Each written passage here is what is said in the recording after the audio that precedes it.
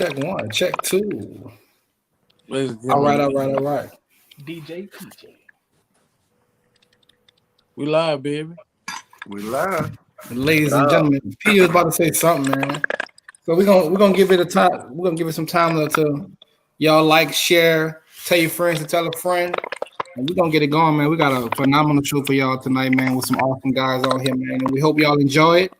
Somebody phone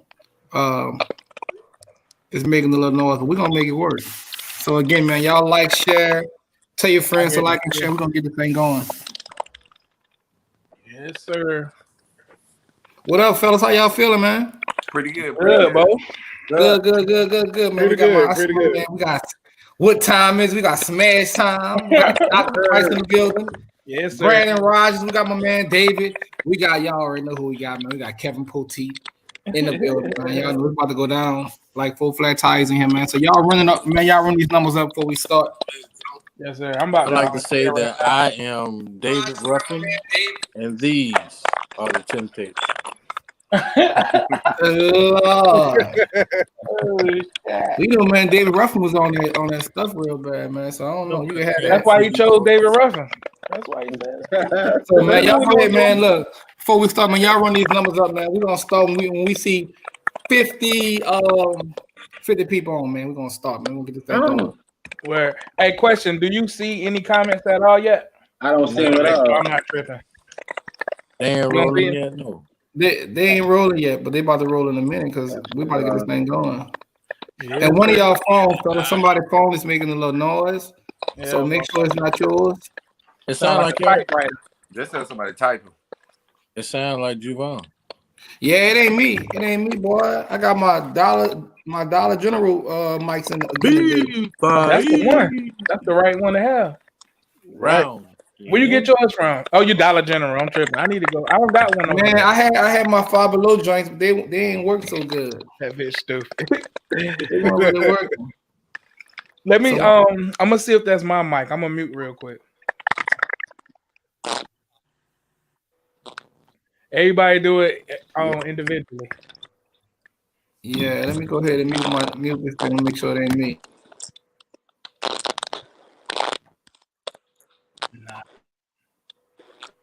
I think you, Kevin. It gotta be Kev or Doctor. Yeah, it ain't me. It's probably Dr. Price. It's not mine because my phone ain't doing anything. I mean, I'm just sitting here. I ain't making no noise. It ain't Doctor. Marvin muted right now. I'm about to mute. I can hear you, man. Say something, Justin. Oh, okay. You're right. Oh man, it's one of y'all boys. If y'all in here, comment, bro. We trying to see y'all in here, man. Yeah, man, we trying to run these numbers up. We at right now, fellas, we at 26. Y'all go ahead and keep running those numbers up, man. We trying to get to 50 before we get the show going, man. We got some pressure coming out tonight. So run these numbers up, man. What YouTube we going on? We going on PJ Howard's page. So we trying to run these numbers up, man. We trying something different than we had 31. It's on my Facebook. Got you. I'm on. I'm looking at Facebook right now. If y'all in here, comment, bro. So again, man, we're gonna run these numbers up, man. We close to 40. We touching 40 now. We at 40. So once we get to 50, we're gonna get it going. It's raps. So we still have a little pushback from somebody's phone. I don't know who it is. Just a little bit. It's not horrible, but it's a little pushback. Yeah. Jaden Brown said, "What it do, should?" What's up, Jalen Brown, and whoever else on this thing? I'm not sure. So, what's up, Bernie? I ain't seen you in a minute, man. My mic was muted. I swear, bro. It's been a minute, dog. Yeah, we have 43 fellas, so we got about 8 more people, 7 more people, and then we're gonna get it going. Man, let me put this on Instagram and get 100 people. Man, put it on Instagram. Shit. And then look for the audience. We got something special for y'all tonight, man. We want y'all to chime in and ask all these guys some questions, man. They say it's an open book tonight. So whatever y'all want to know from the head honchos behind the lenses, man, y'all put it in the chat box, and we'll definitely ask them.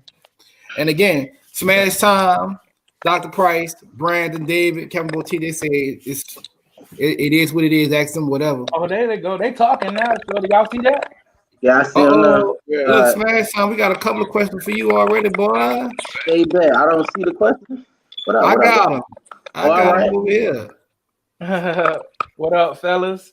What's good, short? So look, What's going we on, had Rushmore?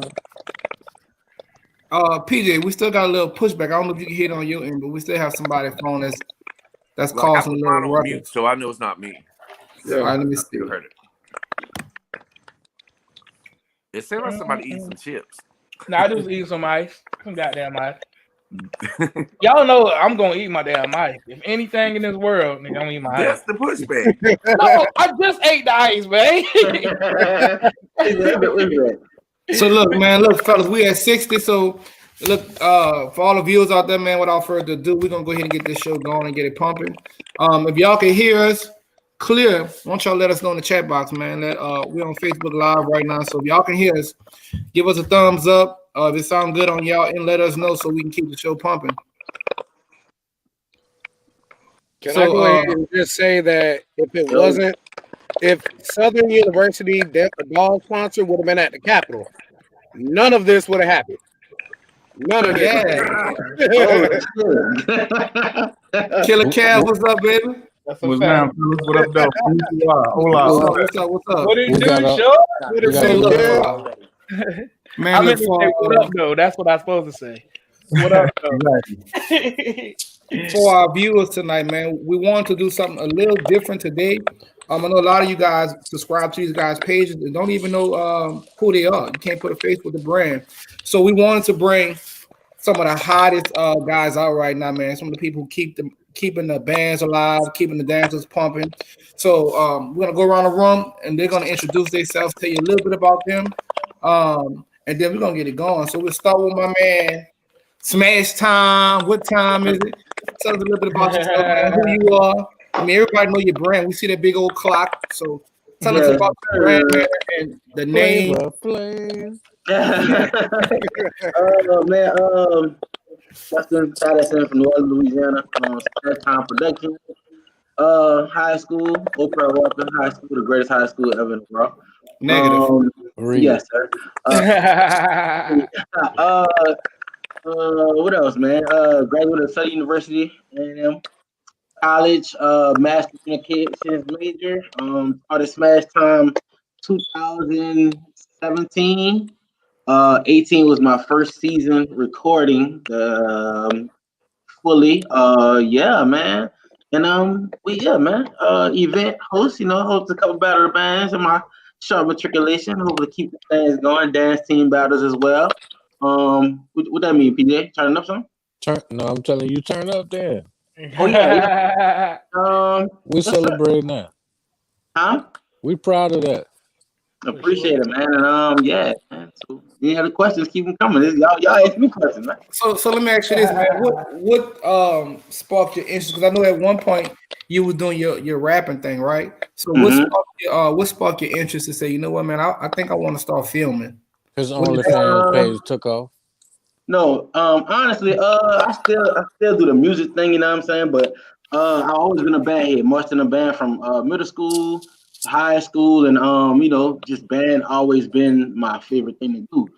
Played football in high school, had a couple offers and everything, so I just didn't want to pursue it in college. I wanted a college, you know what I'm saying? See what college life would be like without band. Enjoyed that. Garrett Edison, man, the Edge one, my dude, man. Garrett put me down with the camera thing. Taught me, I would say 80% of everything I know now. You know what I'm saying? I still call Garrett some questions. We started recording together in 14.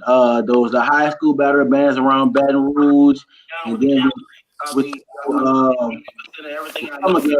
started doing a 2-camera setup, and then we started the media team at Southern. I was on the first media team at Southern. So if y'all go look at any of them videos from I think from 15 to 16 that year, I'm on a lot of them, and graduated, and I wanted to do something a tad bit different. The same thing I was doing with Garrett for Southern, I wanted to do it for everybody. It's kind of like, being influenced, and that's how I got where I was at. But I'm more of a, people might not, Marvin though, me and Marvin, we took class together in college. I'm more of an in front of the camera kind of guy. I always see people do band, just have a broad picture of it. I'm always find some kind of way to incorporate myself. If that's from like the trash talk to everybody interviewing people, or either hosting events. So just to give people a more personable aspect of what I see in band. So that's what that was. So man, tell us about the clock. Oh, was that inspired by Flavor Flav for real? No, man. What's his name? Jimmy at Creationeers. He actually created, I think, a new logo for television. He do a lot of people's stuff. Wait, that boy, Jimmy the Creator, not to cut you out, Jimmy the Creator cold. Yes. I took a class with Jimmy and we was talking about Smash Time one day. And the word smash, smash is a band term we use a lot in New Orleans. You know what I'm saying? Like, or just in band period. So I always I'm a call and response guy. We listen to some of my private music. I am a rapper. I like the anthem style of things. So I know I wanted something that stick out. So if I wanted like a call and response chant, like when bands chant, I feel like that's the most litest thing ever. If you ever see a band, they didn't smash the song and they're on tour drum break and they got a cold chant, it's gonna make everybody say ooh, and they gonna make everybody energy get out.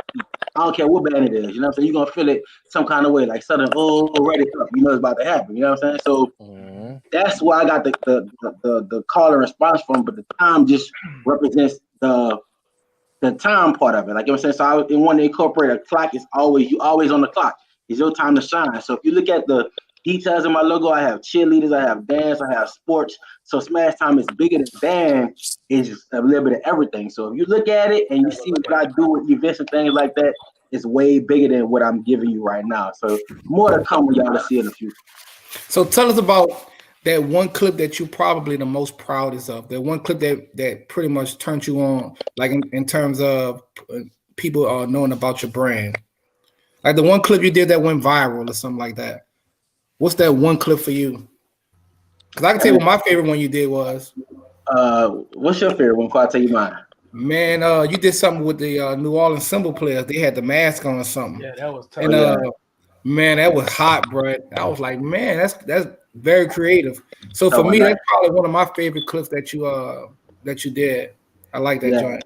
You talking about Nightmare on Smash Street. Yeah, that just goes to me taking the crazy vision of band I have in my head is just doing some off the wall stuff. Like, like even when I did Smash Bash in Baton Rouge, I wanted to see what like 4 high schools put together sound against another 4 high schools. You know what I'm saying? And make 2 mass bands in battle. But I think my favorite clip, honestly, in 2017 when I first decided to go to a college game, it was Grambling, and I saw Mr. Little, and Mr. Little, he spoke to me, but he was like, I've seen you before, you know what I'm saying? And he gave me a tag. You ever go look at that Grambling game? It was I put it on almost all the Jackson State videos that year. He was like, hi, I'm Roger Little, director of band, still now watching Smash Time Productions. When I started seeing that, I started getting the attention from the college director, because I was just focused on high school. Like that's why I still always gonna throw high school in the mix. High school is important to me, high school band. So high school on Friday. If I can make a college game on Saturday, that's what I'm gonna do. But high school come first in Smash Time round. But yeah, when he gave me that plug, I was like, dang, like Mr. Little gave me a plug. You know what I'm saying? On top of all other band directors I knew, when he did it, and band directors started saying, come to more college games, and that was just the motivation. So that clip is like really important to me. On top of all the other ones that were viral. Thank y'all for all the support too. Man, I'd like to say something. I'd like to say something right quick, man. Yeah.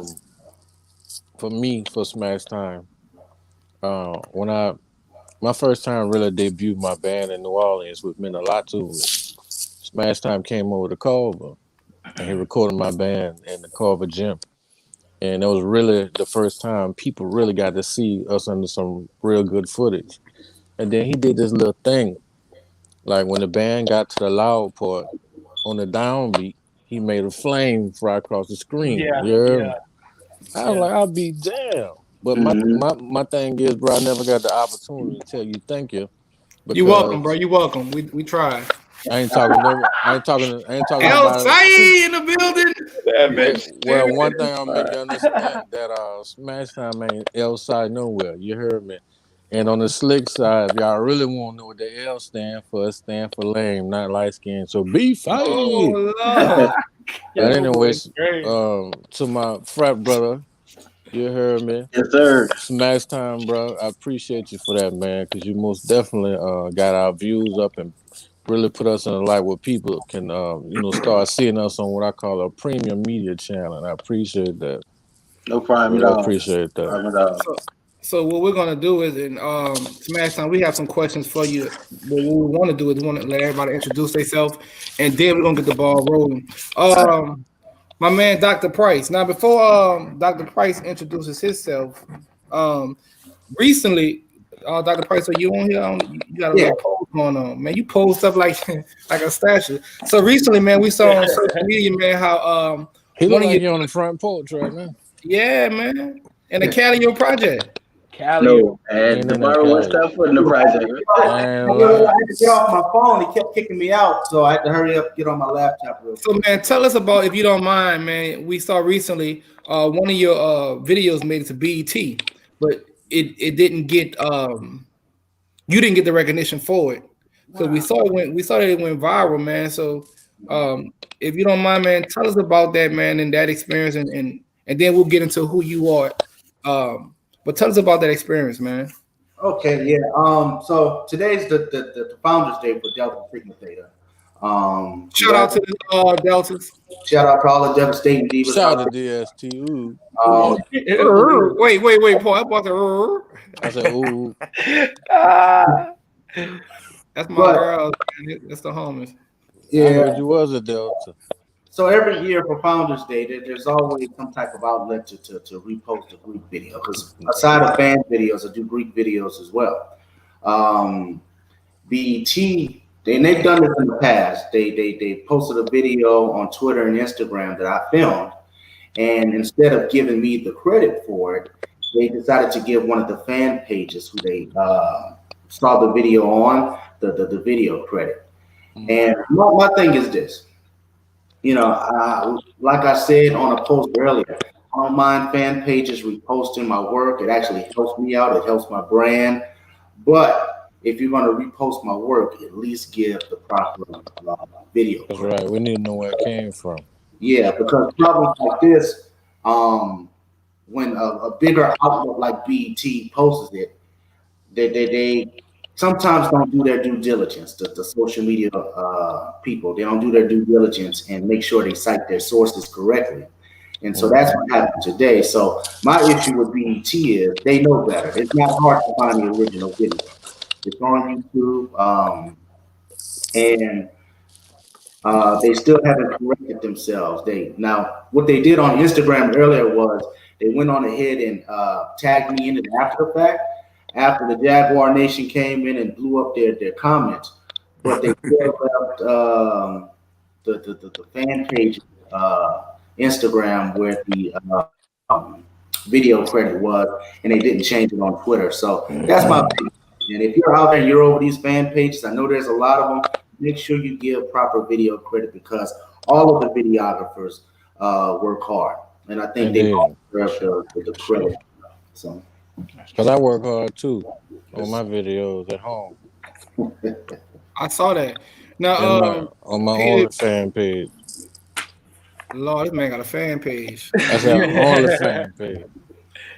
PJ, can you pin Cedric Dorsey's question so we can make sure we get to that question in a minute? So, Dr. Price, tell us, man, same thing we kind of asked my man Smash Time. Tell us a little bit about who you are. Because, I mean, again, and this is for all of you all, man, kind of think about that because a lot of people follow y'all platforms and y'all brands, but they can't put a face. Like, for example, Killer Kev, for example. This man, my son watched Killer Kev. You know what I mean? So we want to be able to put this platform is created so we can put a face with these brands. So, man, just tell us a little bit about you. Who are you, and what brought about Dr. Price? What is it, Dr. Price TV production? So tell us about that, man.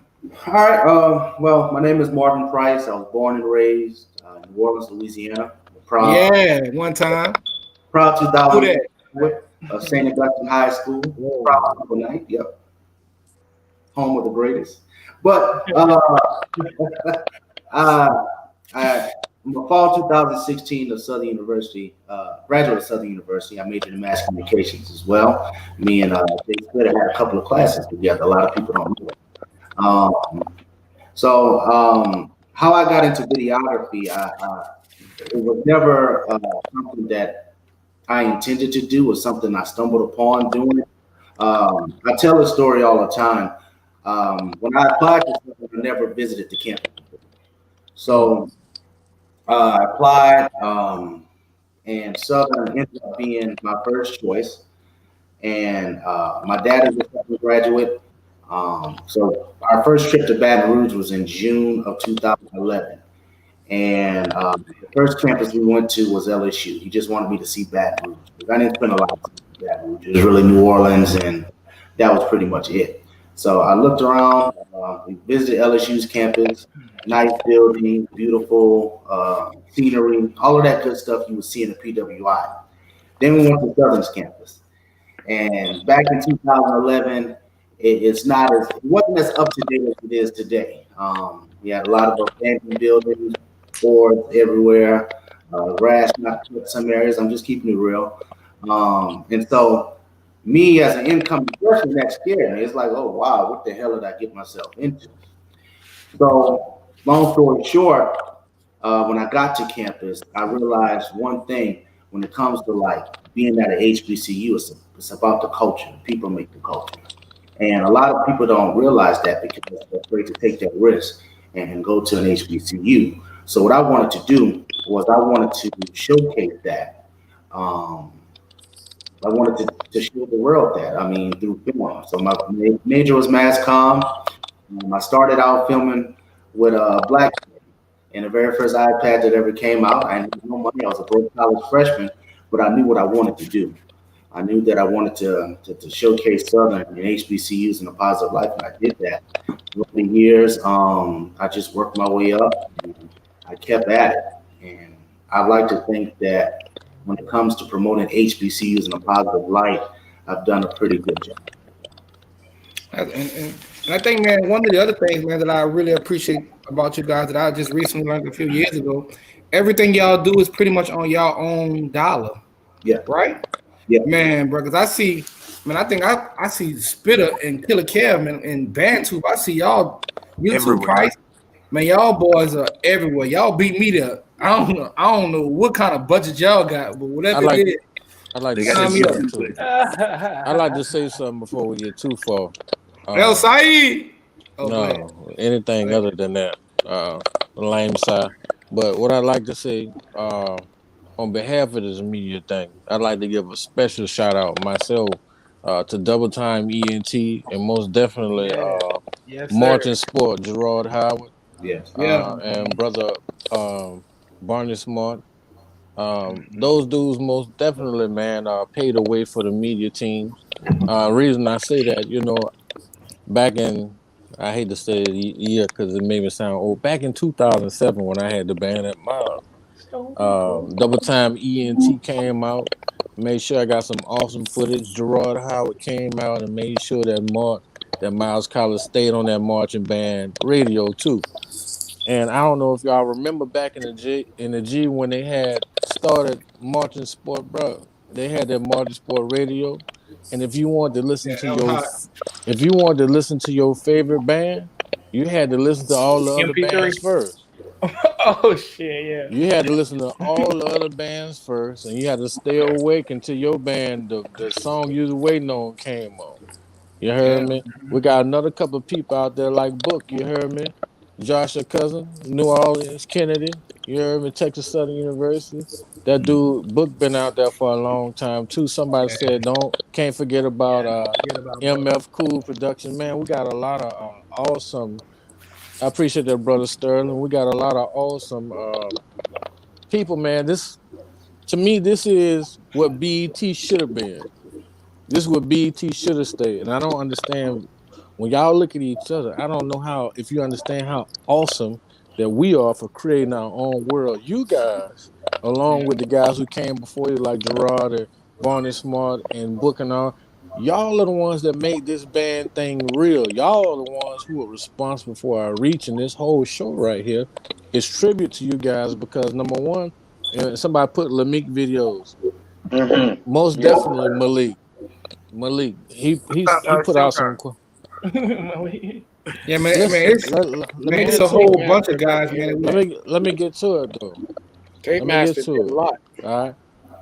All right, follow me now. So, and then when it comes to we don't talk about Showtime. Showtime most definitely.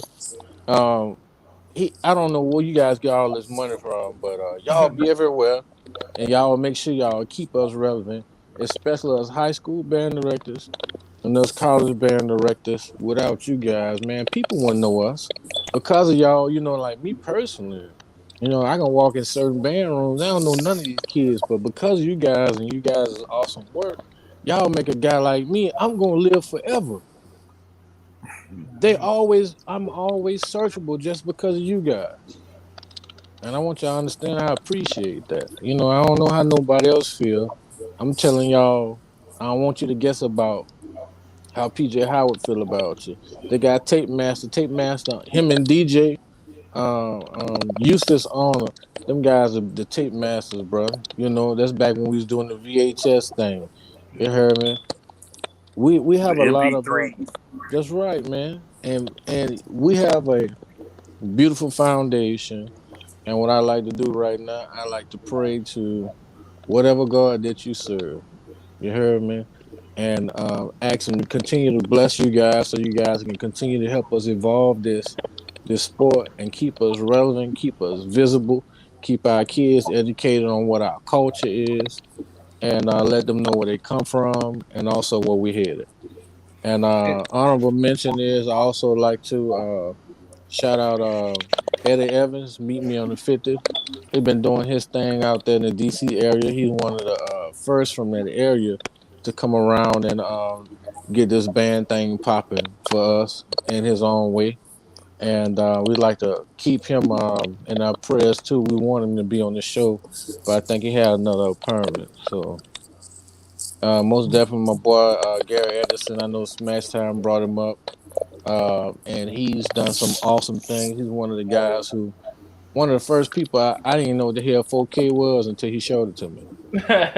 I'm just keeping it real. He's been innovative. Hell, I mean, he had Southern University one time looking like hell they was marching in my living room. So I wanna shout that dude out, man. You guys are you just from another dimension, man. Killer Kev, you got to be a medium light skinned brother. I don't know what side you gonna claim. But we're gonna Oh, B Fight shit. gonna claim you tonight, big dog. But to be a medium light skinned brother, man, I never seen a work ethic like yours, but I seen you out there recording with trash bags on your cast in the rain, bro. I just seen you get out there and get it, man. And I Bro. understand how it is to build a brand. And I saw what you persevered through, man. And you should have as many followers as you are. David, David been everywhere. David got one of the strongest media followings Yeah. on this panel. Now people know because David face ain't all that visible, but David is he a whole OG out here. He a OG and a YG at the same time. For sure. David, that dude, and David want to ask that God continue to bless you too, man, because you've been doing some awesome stuff. Um, and then Dr. Price, shout out to the Newts, man. That's all I got to say to that dude. He's smooth, he articulate, he everything a brown skinned brother supposed to be. Be five. And then and then you got this new concept. It's like the duet. You heard me. It's almost as gangster as the Ballad of Ricky Bobby. You got the Rogers Bros, man. You know what I mean? The tag team duo giving reaction videos to bands. You heard me? That's something we had never had. I want you guys to understand how unique you guys' contribution to this sport is. And I just want to tell y'all, thank you for the light skin and the brown skin. That's the last time I'm gonna do something for Elside. But I want to tell y'all, thank y'all, man, because we need y'all. We appreciate y'all, and we couldn't be as far along as we are in our journey, and to cultivating this thing into a sport without you guys. So thank y'all for keeping us visible, man. Thank y'all. Let Hey, this person PJ, say, PJ, some people saying they can't comment on your Facebook. I don't know why, but they said they man, see that PJ go, man. I don't understand why he They do said that. the There last you time, go. PJ. They said the last PJ time. don't listen, man. PJ is hard headed, bro. PJ hard headed, man. So, man, we're gonna again, man. We just want everybody to give a brief introduction, and then we're gonna get into the meat of the show. So we got my man I guess we can go with my man, the Rogers bro next. Okay. What's that with y'all, man? What's Sham? Not much, man. Well, got to do a little introduction. I'm Brandon Rogers, man, from Fayetteville, North Carolina, 2-6 stand up. And y'all know what that is. Somebody in the audience. Yeah, you definitely lost me. Lost his ass. You definitely lost me. Graduated East Smith High School, 18. Know about that? Yeah. My dog turned to a whole weed eater. Shit, man, y'all ask me what y'all want to ask me though, man. I basically I just wanted to bring a whole new element to the band world. But go ahead and ask. I'm gonna be honest, man. The first time I saw y'all show, bro, I thought about Stephen A. Bro, it was so unapologetically true, man. The stuff that y'all was doing, and it was in real time. Like y'all was sitting there going in, oh shit, like, unfiltered. And for me, bro, it was funny, it was entertaining, but more importantly, a lot of it was true. So and a lot of times, man, because in our profession we have to be politically correct. I think the one thing that all of you guys have in your favor is that you don't really have to be friends with the people who make decisions. You get to just do what you do. So man, I think your show definitely brought a different level of excitement to it, man. And I told Killer Kev before, my son watched this dude every day. Like every day. So man, what you all are doing is definitely cold-blooded, man. So, man, we appreciate you for sure. We're going to get them questions pumping in a minute, but we want to get to everybody on the panel. So, up next, man, we're going to save light skin for last. El Saeed going to be last. So, Bantu, what's up, man? Tell us a little bit about you. Boy, Killer Kev is like that boy, my color. Man, Killer Kev is light brown. Get on somewhere. Be face. Killer Kev is burnt sienna orange. Very true, man. Tell us a little bit about yourself, brother. Well, my name is David Norman. I'm from Augusta, Georgia. Hey, 706. 706. Y'all calling on area codes. All I know is 504, 225, and 713. I probably know them That's all. it. Yeah. I've been doing this since high school, since 2003. And really, I got started in this because I got banned from ShowtimeMagazine.com. And I still, to this day, don't know the reason why I got banned. But when I got banned, I said, you know what? That's okay. I'm going to make my own thing. Showtime a whole sniper, boy. Yeah. I dig it. You got to start from somewhere. So I started Showband Central. That's why I started the Temptations. Right. They wouldn't let me sing. Joshua Cousin was my first mod. Bookman was my very first mod.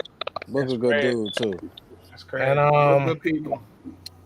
Things happened. BandTube Showband Central turned into BandTube, and James McDaniel is our co-founder. He started it all. I just did all the technical work, and we've been rocking ever since then. And it's been on this. I want HBCU bands to be exposed, and not really exposed in a negative way of today's modern standards. But when I started the company, it was more of I want HBCU bands to really be showcased like they deserve to be showcased, because we have the best phenomenal bands in the world. Indeed. So, I've been rocking ever since. I've restarted BandTubeHD.net. We are our own social media. We are our own social video sharing platform for any and everybody who wants to expose themselves, who wants to make themselves happy. And it's just been like that. And BandTube came about because, like my man Kev, we speak on Facebook all the time. When he said that he got a strike, I ended up getting the same strike that same day. So I went ahead and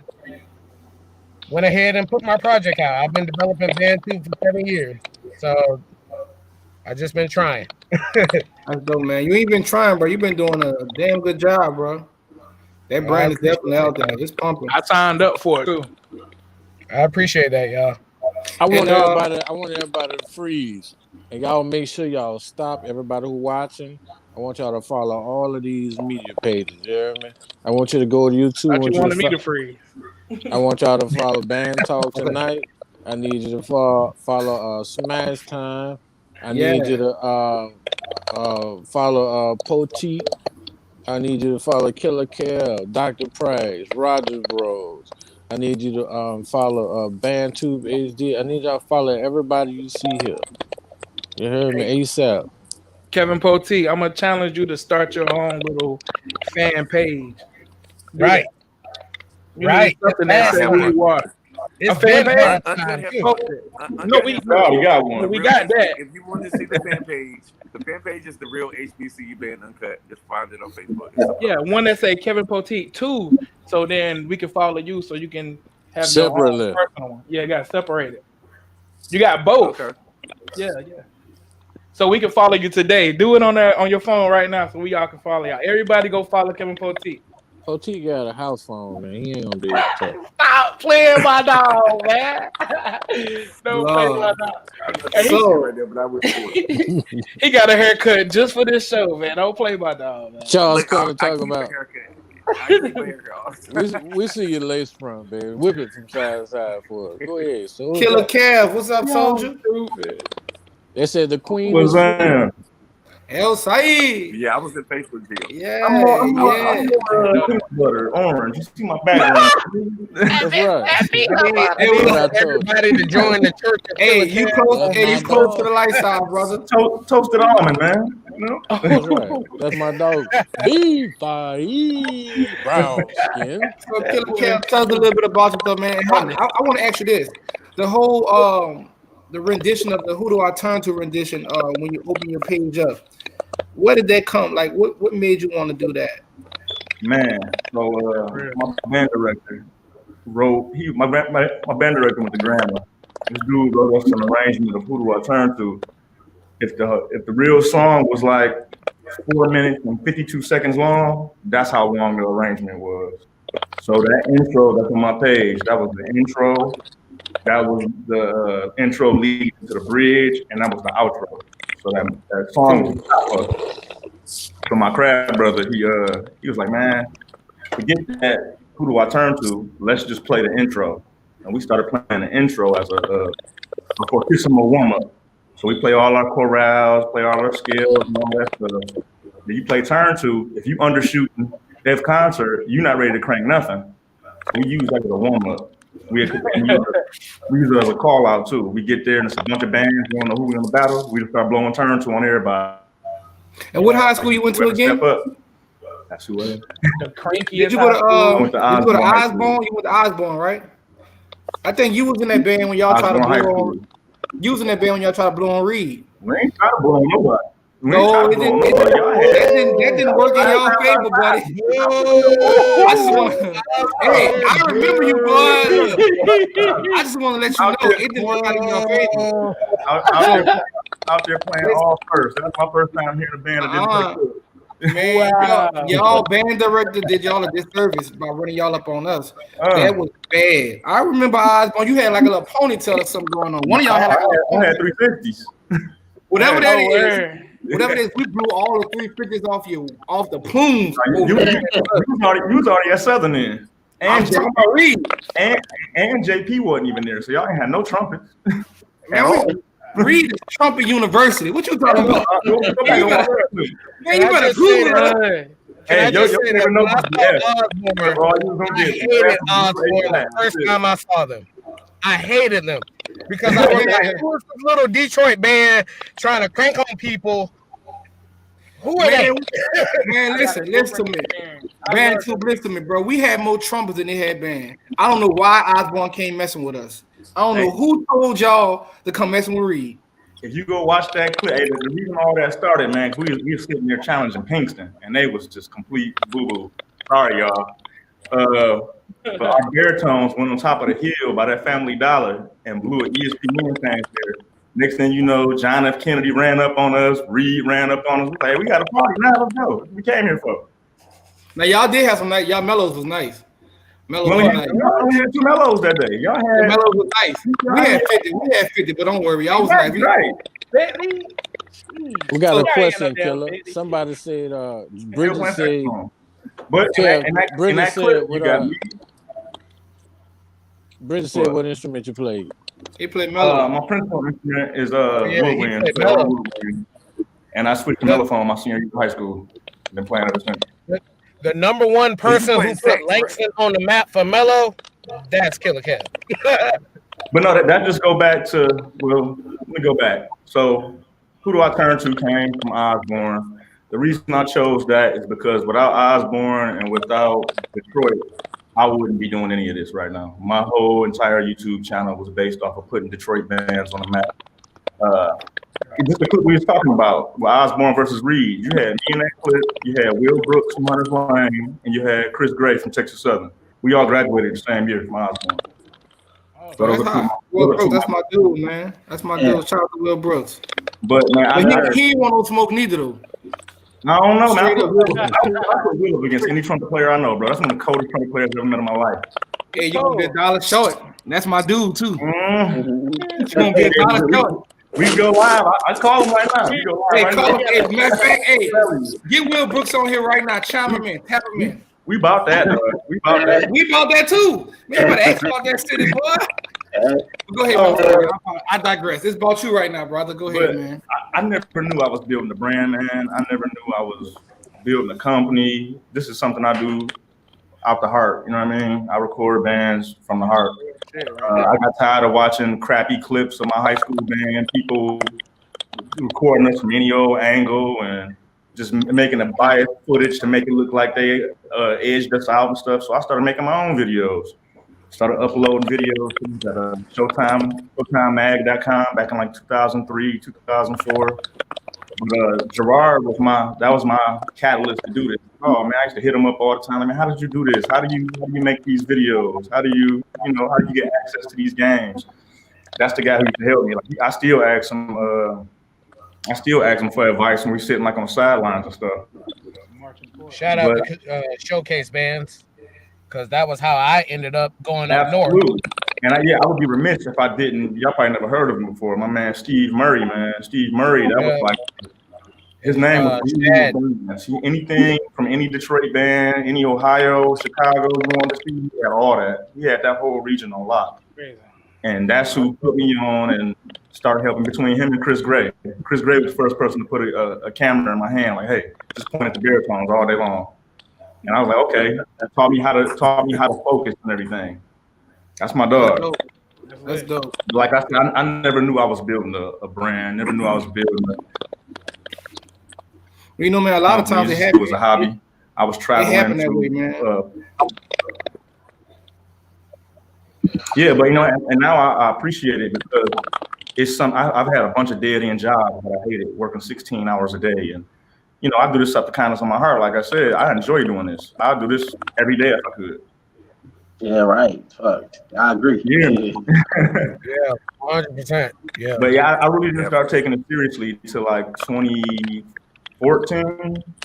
I was working at Quicken Loans. I had lost my job. And I was like, man, you know what? I'm just gonna take this little unemployment money and start traveling. I was traveling with a Samsung Galaxy S3, going to the boombox, recording the boombox with a cell phone, going to SWAC championship, recording SWAC championship with a cell phone.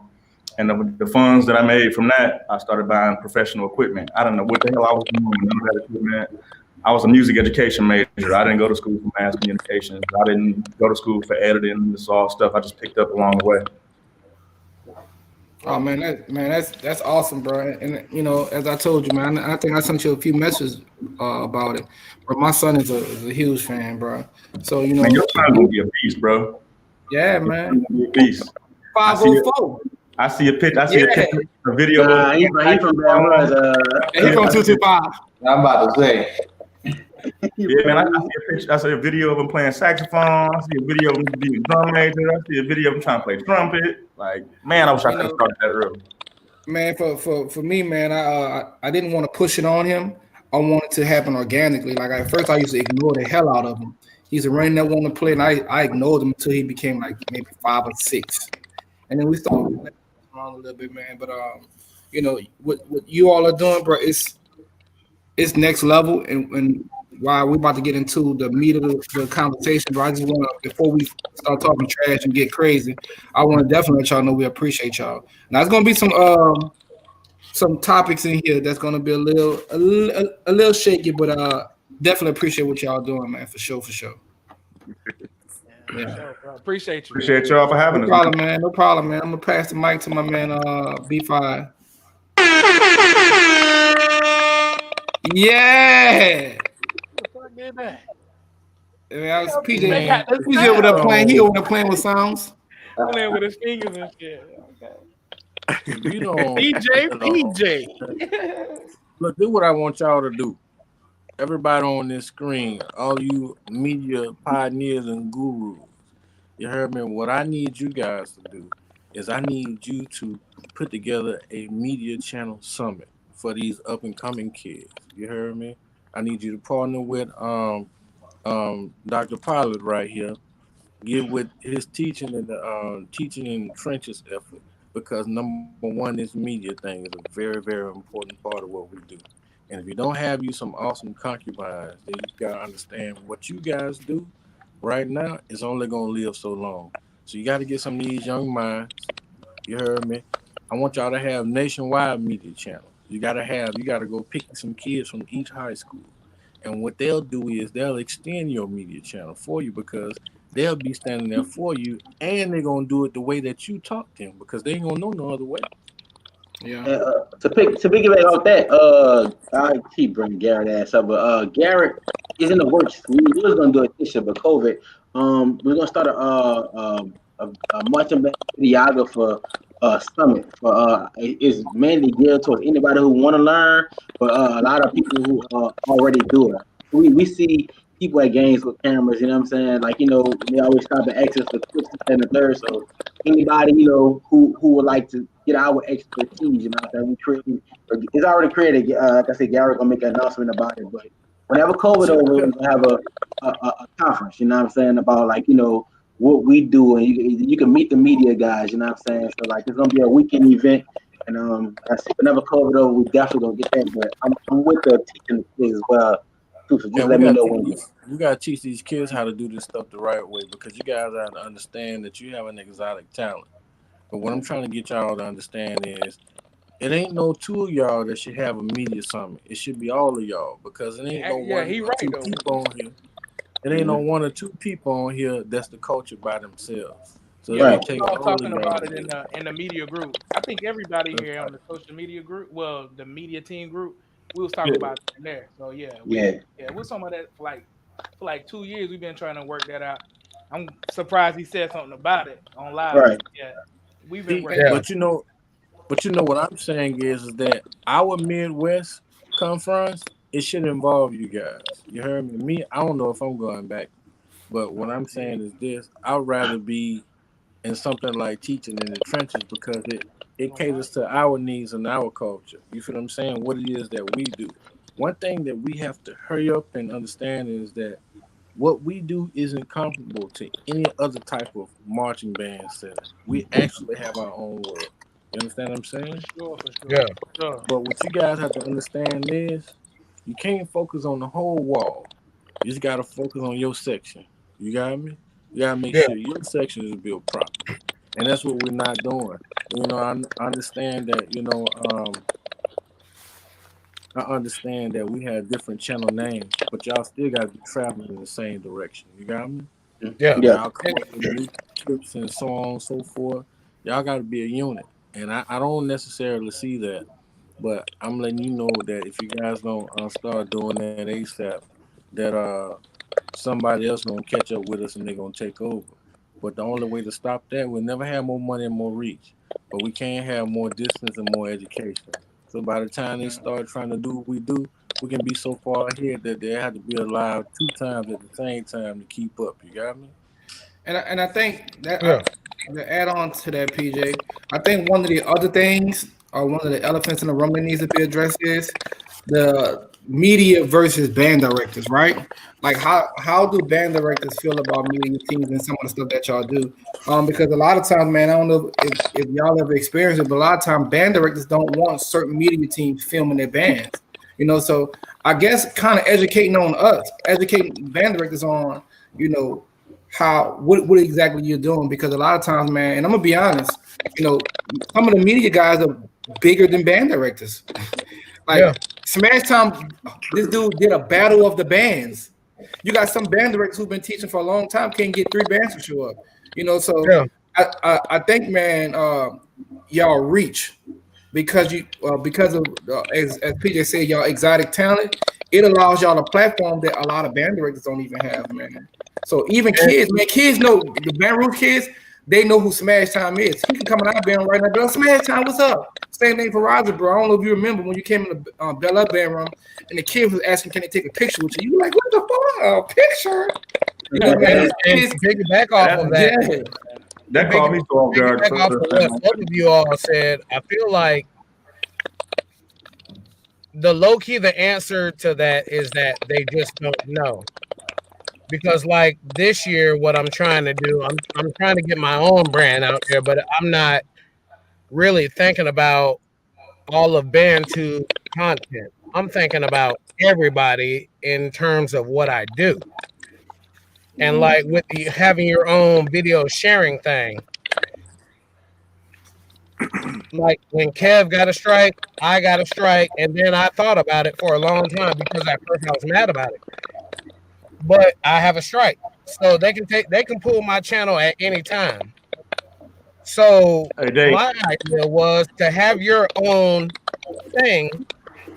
I know that I have the technical expertise of that, but while also developing this own thing, I need to put out this kind of workflow, kind of a user-friendly thing that's going to branch into something else to where people like all of us, where your basic music teacher can go in and figure out how to do X, Y, and Z. And that's going back to, I think that most of us don't know, because a lot of people don't know I'm in a cybersecurity field. Like the Bantu thing is hot. Thank you. I appreciate that. But no, my job expertise is cybersecurity. And not only do we have the Bantu, let me show you how to put it in. Let me show you how to get in on the back end. Let me show you how to get in on cPanel. Let me show you how to make up your own website. Let me show you how to stop attacks from your website. I just think that enough people don't know. And it's not, it's not anything. This is a new field in terms of cybersecurity. They just don't know. But I can honestly say the ball is rolling to get the information out there. Let me ask y'all this, fellas. When y'all come out and y'all film bands, right?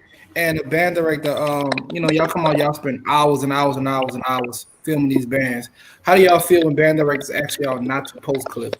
Does it make y'all feel some type of way, or are y'all okay with that? Because I know some guys, it depends. Some guys, they hit send right on the spot.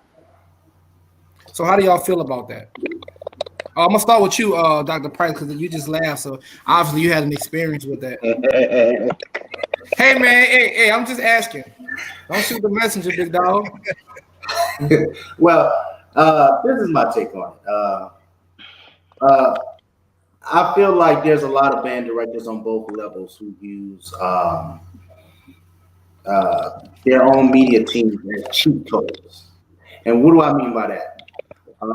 Nowadays, band directors don't like their mistakes to get posted online when their band pops up. And that's a double sword when you think of it. All right, so I look at it like this. I feel as though our jobs as band videographers is to document history. Right? And so if you're at a game, and let's say, I'm going to speak on behalf of independent videographers now. If you're at a game, and let's say somebody goes the wrong way on the field show, right? It's a bunch of oohs and ahs. The first thing the band director is going to do, he's going to try to seek out every well-known videographer he sees out there. Be like, hey, don't post this. Now, I feel like that's at the videographer's discretion, because at the end of the day, I mean, when we talk about wins and losses, one band versus the other, I mean that's the story that needs to be told. Like we're documenting the story that's being told versus both bands there. So my take on it is this: I don't think band directors should have a say so on what can be posted and what can't be posted if it's not their official media team. And we can get to the discussion of that, I guess, later on in the show, and maybe I want to, but I feel like independent videographers do have to play that role on having unbiased footage when it comes to what really happened at football games. And so I don't think it's fair to try to dictate what an independent videographer posts when these bands aren't really funding these independent media situations. I got something to say. Kevin Poteet? My question is, if you have a media pass, what can they say? You're already allowed in the stadium to be where you want to be. I mean, what can you say? I mean, Killer Kev, personally, he gets everything on tape. All the bad stuff, he always gets the good stuff. So I don't know how it always just works out that way, but how does it even work out if you have a media pass? Like my personal gripe with that whole situation, like Southern University's dog coach, I do not, a very pretty lady, but I do not like when somebody's recording the dogs and she's like this in your camera, like Wait, let me correct you. Southern University dancing dolls don't mess up. I can answer that for you. Not messed up. Okay. I can answer that for you on a technical level too. Just like how the bags people up. The thing is, you have to remember that even though you're independent and you have a media pass through, let's say it's a major classic. Normally, you wouldn't go through the school to get that media pass. You would go through whoever's hosting the classic. So by that, you can pretty much do whatever you want. Now, having said that, you kind of got to have a little finesse when you do it, because some coordinators, like the U.S. Capitol protector, who should have been, they don't want you recording their girls. Now, if they don't want you, at least in my experience, because I've had this with one of those, I'm not familiar with them, but they were on like the national TV dance team. They were the one in all red from Pine Bluff. I had a run-in with their coach who didn't want me recording them. Well, if we're being technical about it, I'm not here to record y'all in the first place. I'm here to record the band. You are, at the end of the day, as much as I love the dancing dolls, but I also have to take a somewhat band director-ish approach. You're an auxiliary unit of the band.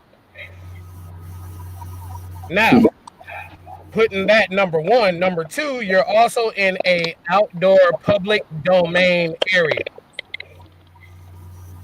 So,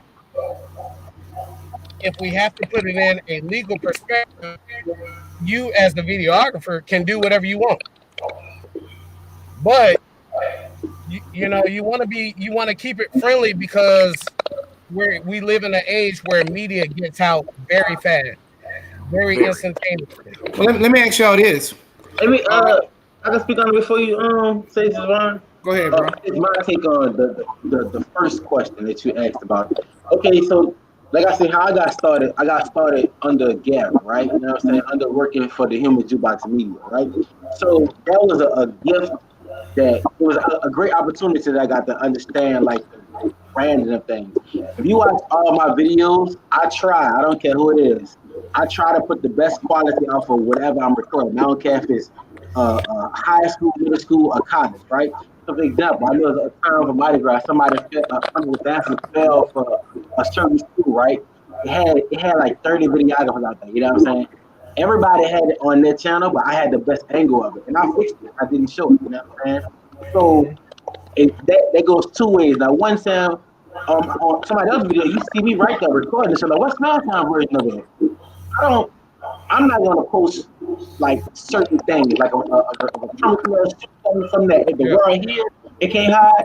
That's cool. I just want to say for up and coming videographers as well. You know what I'm saying? You can post whatever you want to. I just say it's up to the discretion of the videographer. Like you said, you can't tell me what to post and when not to post, especially if I have a media pass. But to the videographer that does post those things, when stuff start happening to you, like band director, like let's say if somebody get you to not banned from a game or something like that, don't also cry as well. You know what I'm saying? So I guess it's we don't cry. Just call it out. Marvin, that situation, Marvin, Marvin, your experiences is just far left. So you ain't in this. You know different stuff, Marvin. But anyway, what I'm saying is like I put out the best product possible. You know what I'm saying? Just certain stuff that I feel like if I fail, you know what I'm saying, and I have 2 camera setup, a 3 camera setup, that's probably 2 camera setup, everything. If I could post a professional clip, why show the mistake when I have another version of it? You know what I'm saying? I have another I can switch to. You know what I'm saying? And let me ask you this, man. I don't think any of us really like posting negative footage like that because at the end of the day, my approach is in terms of myself as a videographer and in terms of the CEO of Band2 High Definition, the company, we're not gaining anything posting this dancing girl falling or this trumpet, all of the guts just fell out instantly. Like we're not gaining anything from that. So let me ask y'all this: and I'm just playing devil's advocate, right? If there is no ban to film, because obviously, one of the things that help you guys is posting certain bands, right? Mm-hmm. So if the band director does not want you to post a band, then what do you guys do with that in that situation? So, example, if Killer Kev posts a clip, let's say it's Will Brooks versus Javon or whatever, and it's an unpleasant clip on either one of our end, we don't want him to post, and he posts it anyway. What do you guys think about band directors not allowing you all to, or not wanting you all to record the band anymore? Peace. I won't film you. I'll avoid you at all times. Because I'm not. First of all, I'm paying for my whole trip, all my lodging, my food to go there, and for me to film something, he's like, hey, we can't use that. Like, you need to go back to the band room because I just really think band directors need to realize that they're not perfect. No band is perfect. Like, everybody's gonna have their moment. In the light, y'all was the media me. I'm the social. Don't let social media. A lot of people to come to me. You shouldn't be letting social media make or break your whole band program. Everybody, as far as I know, everybody's been in a band or has ran a band or has seen a band mess up. It happens. It happens. I think media teams challenge band directors to do better, and they don't like the fact that you got to challenge their ass to do better. They're stuck in their ways, and the fact that we got cameras out there to make them do better, they don't like that shit. And speaking on that, Brandon, the beauty of that is, like I just said, to me, I like to post the best thing possible. So, Brandon, let's say for instance, if you and a band director was battling, y'all say don't post the clip, right? I think sometimes the band director, they need to know that even if I don't post the clip, I don't gotta post it. But somebody who you don't know on a personal level, like me, gonna be out there. I need to speak on something, and it's gonna get uncut for sure. I need to speak on something when it comes to that. I got a lot of things that I didn't post. I still got some things. Likewise. Like, yo, you post that. Brandon, post that. You was in the band room with me. Post that. And I'm like, I can't post that band like that. That's personal though. Yeah. Hear me out. Yeah.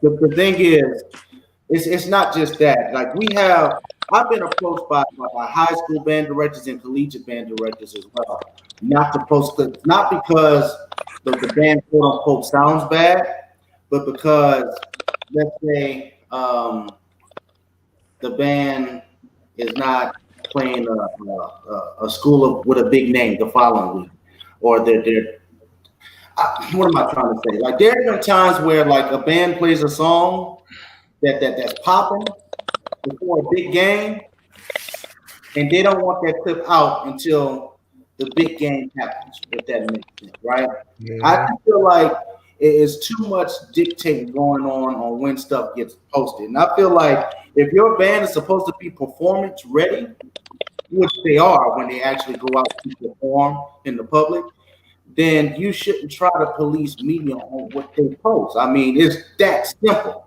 I don't like if you got a good relationship with the videographer. I mean, you could ask, but you can't get mad and try to ban certain media outlets for when they don't show you in the best light when you didn't bring your program out there. In the public setting, I totally agree. But if it comes down to the band room, I always ask, can I film? Like even Javon, I was in there. Like, can I record this? What can I do? And I didn't post everything y'all did. Or it's same thing with TV. I ain't post what they post if it didn't sound good to me. But I'm in there practice. Like that's not a public setting. That's intimate. Nobody can get it. Yeah, but I also like to use like different kind of rules to where with my editing, I like to at least get different angles to where if it looked bad to you on this angle, I have another angle of this looking good where we can make it happen. We will try to make it look better, if we can, but if we can't. Now, see, Dave, niggas was broke, so we didn't always have that option. Right, I don't have that option. That's new to me. Oh man, look, I was doing that All right, that's new. Look, my take on it is I won't like say if you play a song during a game and it don't sound good. I could just not post that. You know what I mean? But if you call me like, hey man, I need you to take this song out, and you was battling another band, oh, that's out here, brother. I can't help you with that. Yeah, go back to the band room. So can I ask y'all something? Have y'all ever had a negative experience with dancers? Because personally, I have. Yeah, I did. With dancers? I haven't. With some coaches. Nah, it was. That boy say with coaches. It was coaches for me. Bro, I was hosting the event, and then she tried to tell me to back up. I'm like, nigga, I'm hosting this. What the fuck are you talking about? That was it, but it really wasn't that bad. I guess she was just doing her job, but I was doing my job also. So I don't know. It was Southern University lady. She tried to, but she wasn't just yelling at me. She was yelling at everybody. Too. Yeah. Everybody. You about to say something? What you about to say, Kevin? Everybody. What you about to say, Kevin? You about to say something, Kevin? So my question is, do you think the band directors don't want their mess ups just because it's just black college? Like they want to present themselves in the best possible light. Versus, I mean, you have people like Beyonce that fall down the steps. I mean, you have celebrities that mess up all the time. It happens. I mean, this is just part of life. And so they just don't want to get out there. They just want to seem perfect in the public light. But in reality, nobody's perfect. It's gonna happen. I guess I think everybody want to control their narrative too. You know what I mean? But if Beyonce control her narrative, what makes them think they can control it? Beyonce clip disappeared though. You might see it Monday night. That thing gone unless you YouTube the clip with her everybody. I can YouTube the clip with her. I think everybody say what I'm about right now. Like you can't stop it. I mean, you can't stop it. And then I've had experiences because y'all are media. So when it comes to uncut, we thrive on stuff like that. That's what we like. You know what I'm saying? We're going to enhance it. And so I think that's the biggest fear in itself because, we're going to push you fucked up. That's what we're going to do. You know what I'm saying? And so, I've had band directors inbox me, can you please take this clip down? I've had Brandon Rogers inbox me, can you take this clip down? Facts. Like, you know what I'm saying? Right. And because, it's just, but that's what it is. Like, I'm a whole different type of the media that they're doing. Right. But in reality, it just depends on the situation and how I feel. Because sometimes I don't take clips down. I'm like, it is what it is. I mean, I can honestly say I have a clause in all of our contracts that say if it appears in uncut without our knowledge, there's really nothing we can do. That's funny. Man, you had to create an uncut clause? I had to create an uncut clause. That's hilarious. Honestly, though, for all media, I think we all strive to show bands in the best light. But if it don't come out that way, then it don't come out that way. It's like that's not our fault. Right? That's my whole thing.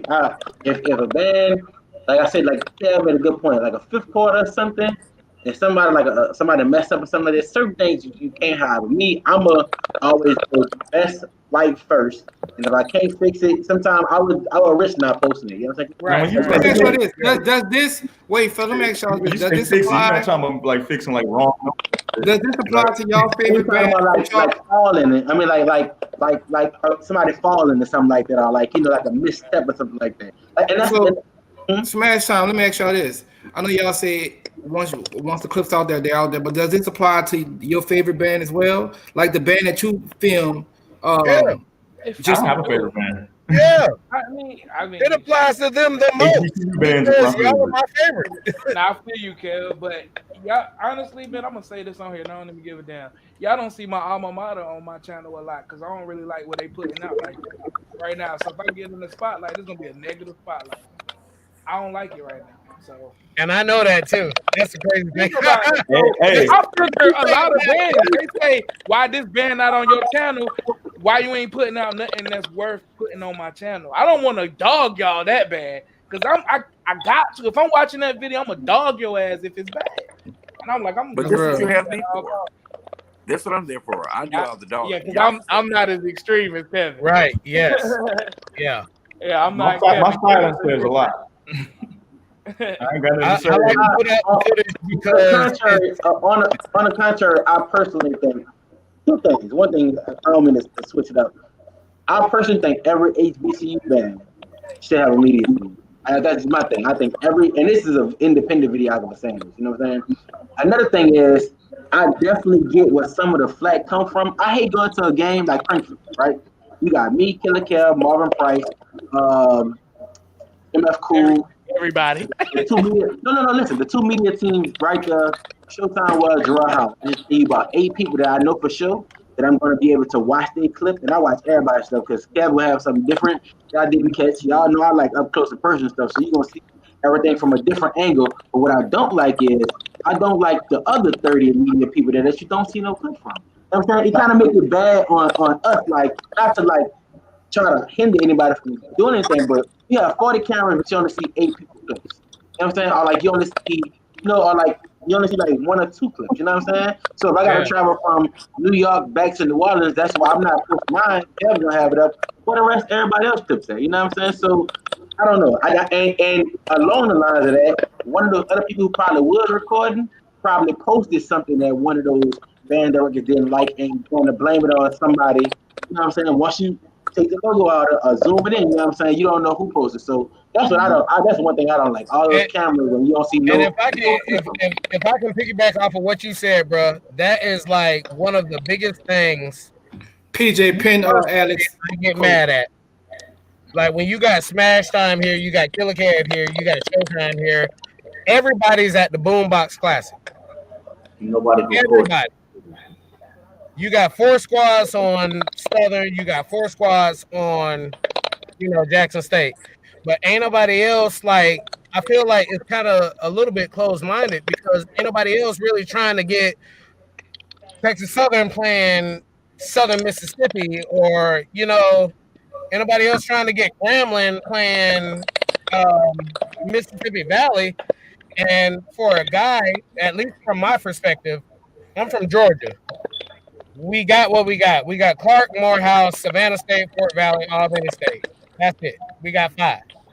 Mm-hmm. So when I'm trying to see, I'm trying to get my little bit of swag influence in, the next state over is Alabama.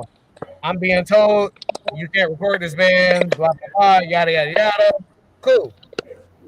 I need to see different things. And it's not a gripe on y'all. It's just a gripe of I don't think I feel like all of us know where each other are gonna be at somewhat, but no one's really taking the initiative to say, I'm not going there, I'm gonna go over here. Just to make it Smash Time. To say Alex Fraser post, that's exactly what I said from the beginning. Like I said, how what I do if I'm recording something and I can avoid a mistake or hide it or some kind of way, like a fall, not found. Let's get off there. That's another conversation. Like somebody fall and I can fix it to put the band in the best light, I could. But if a videographer or somebody else posts a video and it's on your page and now you burn a bridge from that program that doesn't want you to come to the game no more, that's kind of on your list. And say that's on you, but then yourself. Another thing, to pick up what you said, I've been saying that too. When I first started, in 18, my first season, the only big games I posted, like the popular games, was like Battle of the Bands, like a Crankfest or something like that. But that whole season, I went to no name games. I hate to say it like that, but like I went to a lot of side games. You know what I'm saying?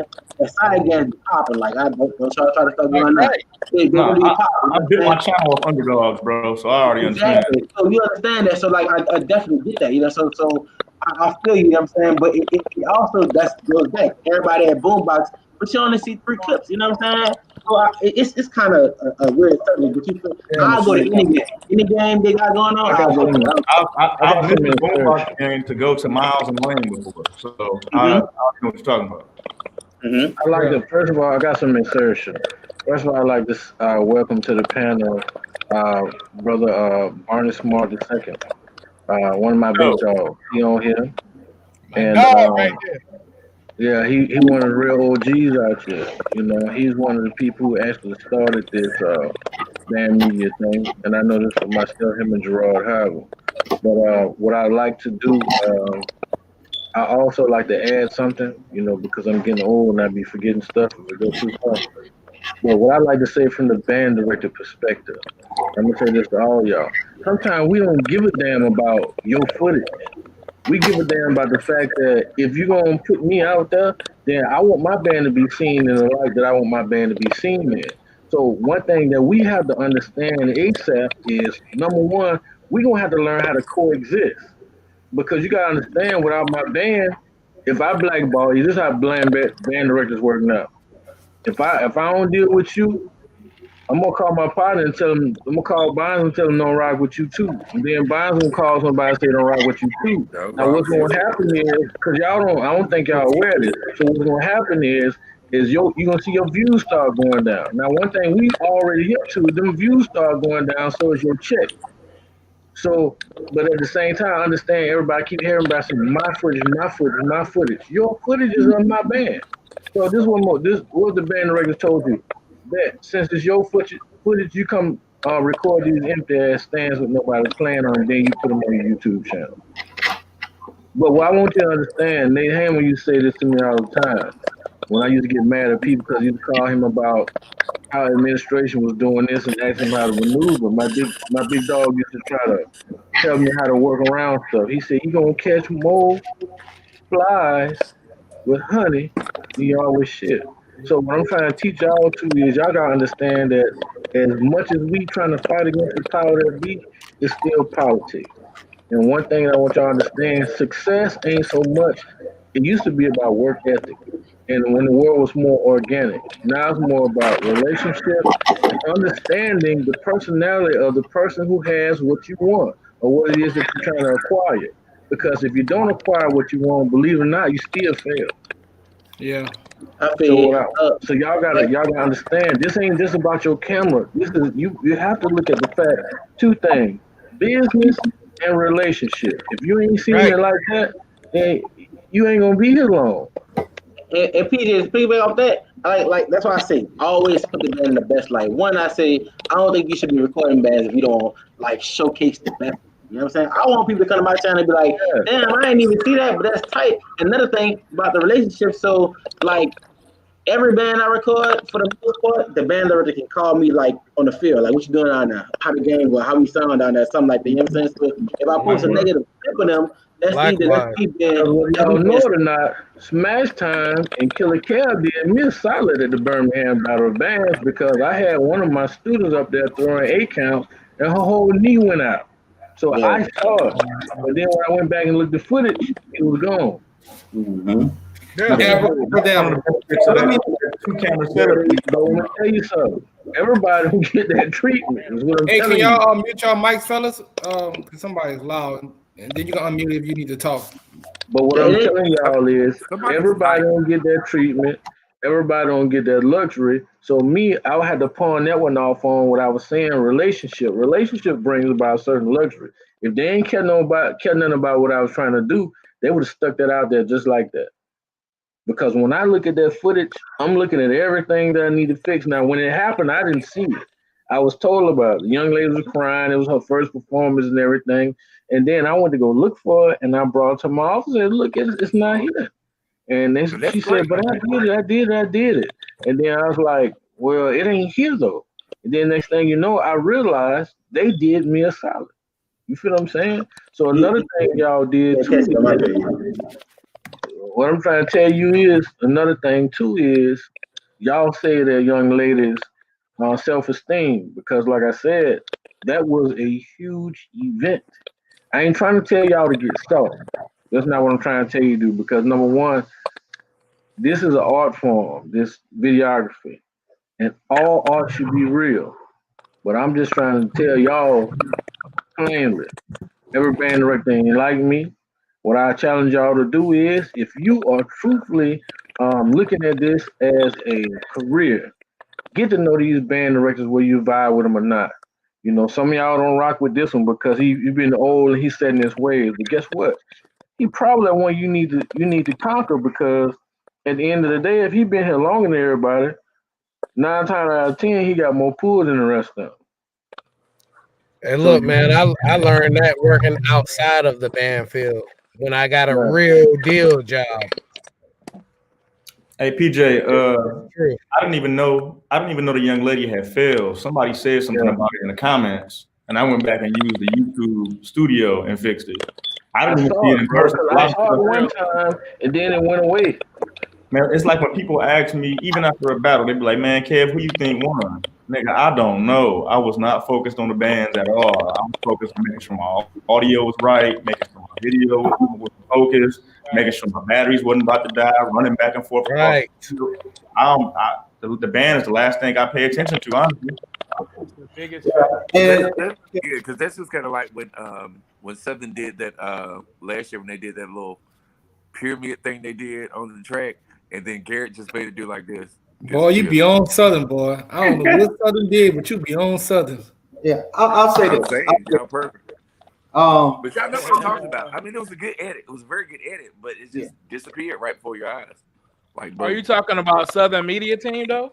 Who Yeah, posted I'm it? talking about. That's See, specifically he Southern. got a duty to do that though. That's their media team. He got to put them in the best light. Yeah. He has The to, but absolute at best that of the particular best game light. with so many Look, people recording that particular instance, I mean, it's like, yeah, it looked real crazy. You got to go to independent for that. Did That's anybody With so many people recording it, I mean, I would just left it there because now you really gonna get talked about. They was like, hold up, you failed on this video, and then it just hold up, where my camera at? It just disappeared. did look, y'all. anybody has anybody paid attention to how the presidential not the election itself, but did anybody pay attention to how the campaign season went for the presidential election? Absolutely. Did you see how the media joined together? They never team up. It's usually blue versus red. Yeah, Did you I see when noticed that. Did you see when the media all started the same campaign against Donald Trump? He ain't have a chance, not in the eye of the public. And getting the exact same footage with the exact same angle with the Exactly. exact So same whatever. And then So they kept whatever. looping it over and over again. It was the That's same. right. Yeah. So when you loop things over and over again, that's how you hypnotize people. When you force to hit, just like what y'all don't understand is, say in the spiritual faith of um um you know in the spiritual faith of being, what is it called? Um the ones who worship Buddha. So they do something called chanting. Buddhist. Yes, Buddhist. So like say for an example, let's make fun of it. Have some fun with it. Like say for an example, the movie What's Love Got to Do with It, Smash Time, where she kept saying numb your heart or and get killed. You see what I'm saying? Yeah, that's called chanting. Same thing that we do in the band when you say whoop that trick, that's chanting. So what I'm saying is when you say this over and over and over and over, it actually implants inside of you. That's why people be talking about, the power of the tongue and manifestation and all that type of stuff, so on and so forth. That's the same thing media did. They created a theme. When all of them got on the same team, when the media gets on the same team, and I'm talking to you guys, when the media gets on the same team, whoever the media says is the top band is the top band. Facts. If y'all say that I'm the best band director out here in HBCU, can't nobody stop it because number one, if y'all created that theme, nobody could refuse y'all because that's all they see. Because number one, what we see, perception is what reality.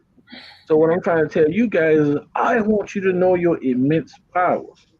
You feel what I'm saying? So when it comes to these band directors, man, work with them and work for them. You got me? Because we need each other.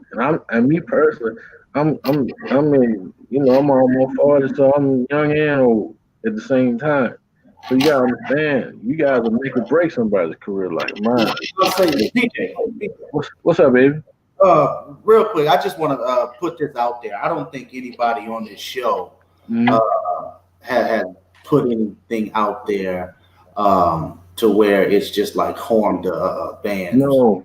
Reputation. I think everybody here has a name for a reason. I think more so than anything, we're just playing devil's advocate as far as the life of an independent videographer. I want to put that out there. I don't have any beef with no band director. Every band director that I've encountered, I actually have a good relationship with. I know Smash Time, he has a good relationship with all his bands. That's why, he's worldwide.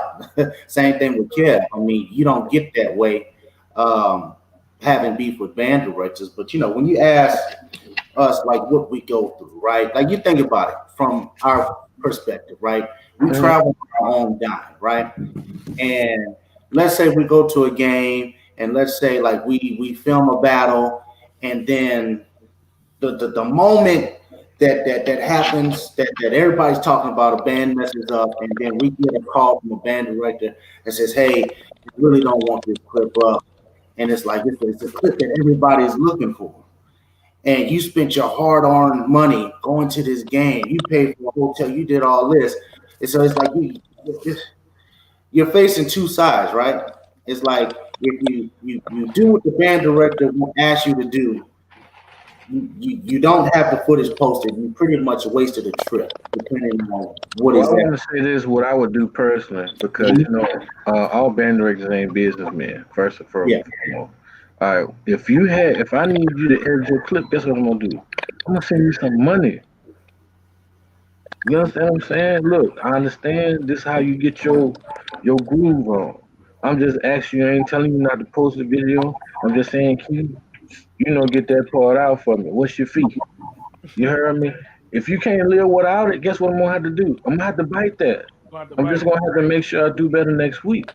But if it meant that much to me, I'm gonna call you and I'm gonna ask you, hey man, what can we do? Cause this right here, this putting me in a bad place. You heard me? But at the end of the day, the beautiful thing about band that you guys show me is that y'all show our progression almost from like crawling to walking, like a baby from an infant to a toddler to a grade schooler to so on and so forth. Y'all show that transition.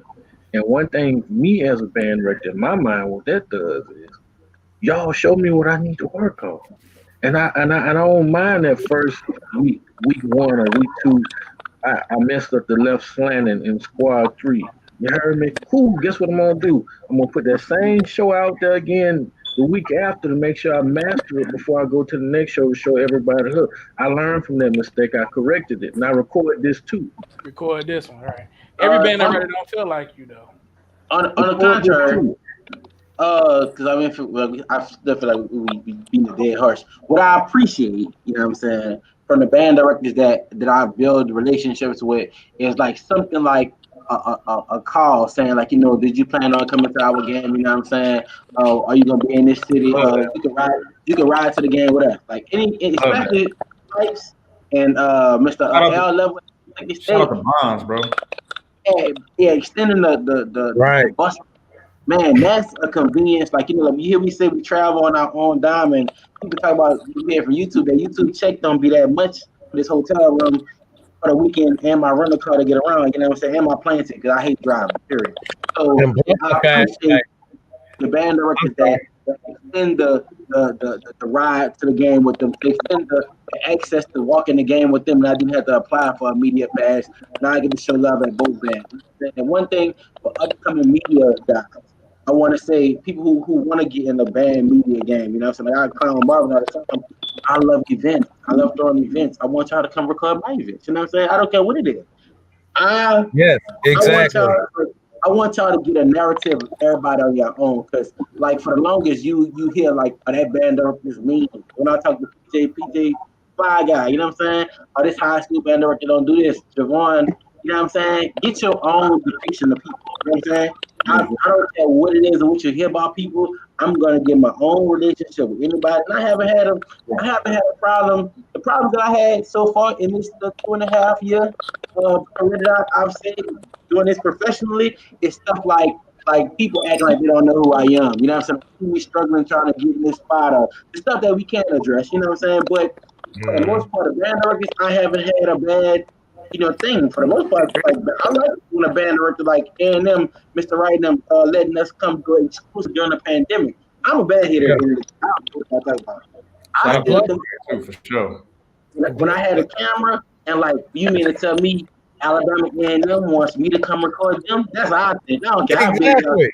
I be like, man, can y'all see what Keita Colston got? We got pinned down here says, but wouldn't that compromise the integrity of the videographer though? Because that could be considered bribery. How y'all feel about that?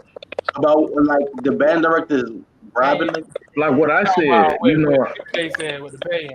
Well, I can honestly say from what we do, I am very well aware of that as an option. However, it's kind of going to go back to what I initially said. It doesn't, I can't speak for anybody else except Bantu, but it doesn't, number one, make the school look good. It doesn't, number two, make me look good. And number three, I'm not going to get anywhere with it unless somebody follows it up. And number three is also very rare anyway. So, I mean, that's what I'm saying. I can only speak from my experience.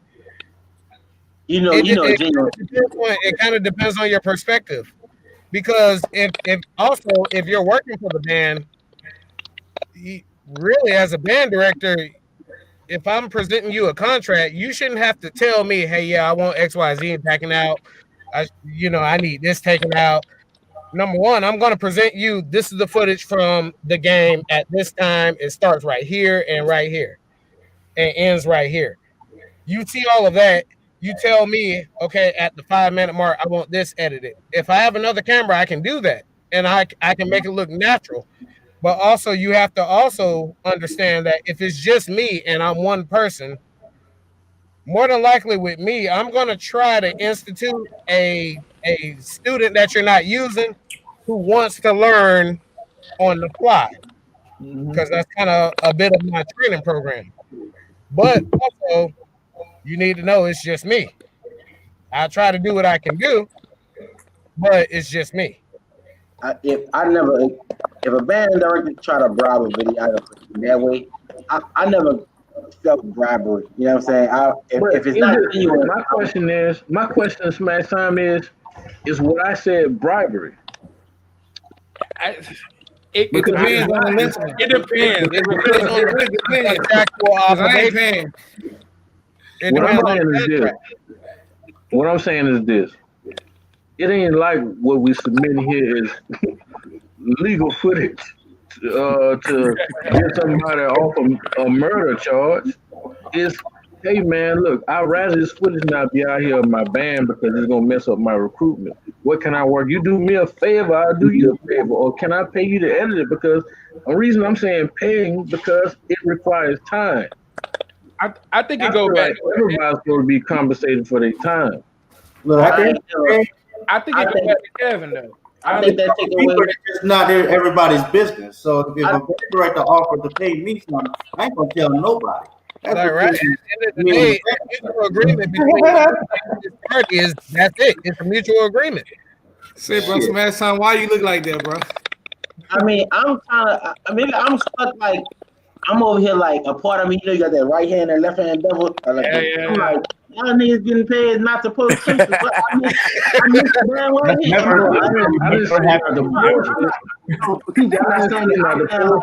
never had in the era. Yeah, and I'm saying like I never had that.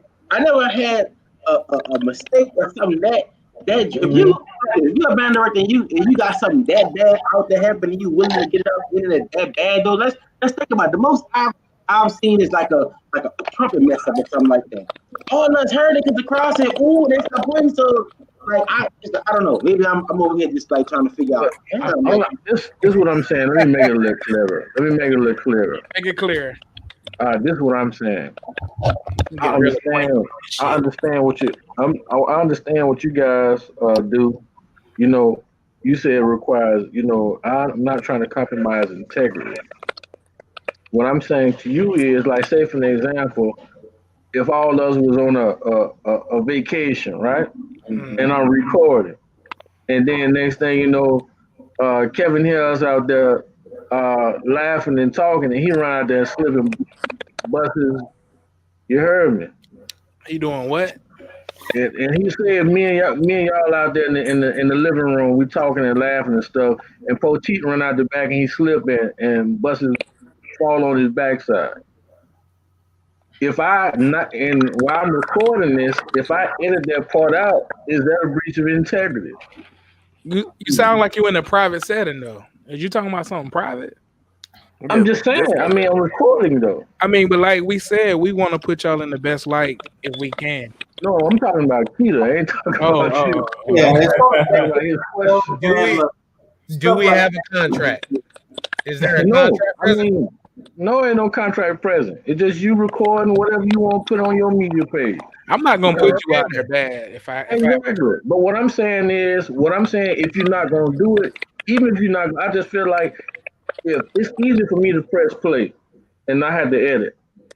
But for you to have to go back and edit something because I brought it to your attention that maybe you ain't even say, I mean, see, ain't that gonna require time? It is. So my thing is, I feel like if you ain't gonna put it out there, well, look, man, I'm gonna make sure you edit it out for me. Here you go. Let me shoot you a couple $100. I appreciate you. I'll give you my cash. But what happens with the live videos? Because a lot of y'all are going live. No, we ain't talking about live. We talking live about is different. Live is a whole different monster. Ain't nothing you can do about that live, baby. Ain't nothing you can do about that. It's out there. Receipts is out there. Everything is out there. Look at that. Zachary Neely talking about banned media conspiracy. Man, get on. Ain't no conspiracy this way. I tell you guys, and first of all, hey, I'm a big fan of everybody. You know, some of you guys, we go way back, like Two Flats on the Cadillac. Showtime from Showtime Mag to Band 2 HD, Killer Kev, Smash Boy. I tell you, Smash Boy, that is a very entertaining channel, man. Y'all keep a brother entertained. I'm definitely digging y'all, man. And prop, man, big props to you as well. But one of the things that, you know, and speaking for me, I mean, I'm a little bit older than everybody in the group here, but you know, when we first started out back in 2004, and one of the reasons why I started Double Time is after my dad passed when he was the band director at Hampton, I wanted to do something that was going to continue his legacy or something that was going to continue to keep that going, and that's how Double Time was born. But what I learned over the course of the period of time is like, you know, back then, like PJ talked about the M4 tapes and all that kind of stuff. That was real. I mean, that was what you had. I'm out there with a little recorder out there, not video, but recording bands, just audio clips. But when I finally got my hand on some equipment, I had, you know, the equipment that I had wasn't cheap, nor was it expensive, but it wasn't great quality. So as I was watching the videos, one of the things is like, what's more important? When I'm watching videos, and this is one thing that Double Time lives by, it's quality over quantity every time, no matter what. I don't care what it is. And as we grew, you know, going back to all the incidents in the band, we grew to the point to where we went from one camera to one camera on the field, one camera in the press box, then one camera on the left side of 50, one camera on the right side of 50, other camera on the back side. So we had like 6 or 7 cameras at one time. Then you put a GoPro on somebody's Shaco or on the chest. Yep. So going back to what you were saying as far as the quality and the band directors, it all depends on what you're trying to look for. And Smash said, devil's advocate, you got the raw footage, and then you got the uncut footage. I mean, the cut footage, edited footage. But when you determine who you are as a media team, you can create value for not only for that university, that band director, you can create value for your company. And that's one of the things that Double Time was able to do, is create value, because the first gig that we got Virginia State was when BET did Season of the Tiger. Back in the day, at Grambling. So we were able to do that. And then the next gig came from Lifetime. We did Bama State Style. We were featured on that. And then shout out to Dr. Oliver for helping us with that. And then Don Roberts, FAMU grad. He saw what we did. He loved the energy, loved the value that we brought to the screen. CNN featured us. I mean, it was so. You have to decide what you really want to do. Do you really want to put somebody out there and just say, okay, I'm going to get your video out so I can get more likes, or I'm going to get my passion out and my craft out so we can get better likes for our whole community to see and to flourish, man. It's all about creating value. You have no idea how much you impact somebody thousands of miles away when they click on your video.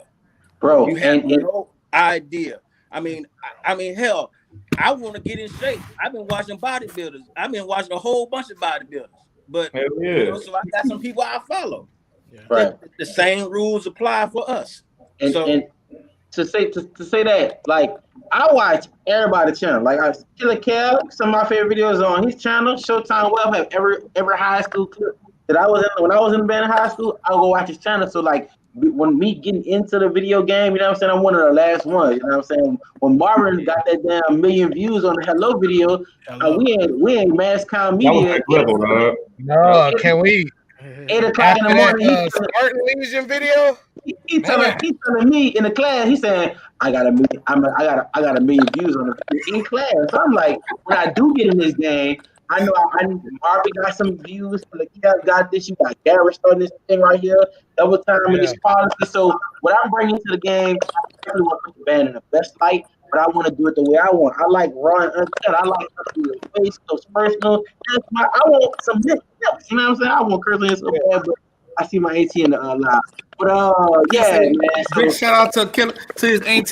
Hey, AT. And I can say last time for like probably about, I account for 1,500 views on the All Bands Under the Parade. My bad, All Band Under the Ridge. Yeah. 1,500 of those views is me. Appreciate it, man. But I feel you, man. Also, Yeah, I think too, man. And like I said, man, y'all had said I think the opening question when y'all came on was what video brought y'all to, I guess, the surface. And I think for us, the one that happened for us was on a humbug. It was at the Magic City Classic, and it's called ASU Marching In from Double Time.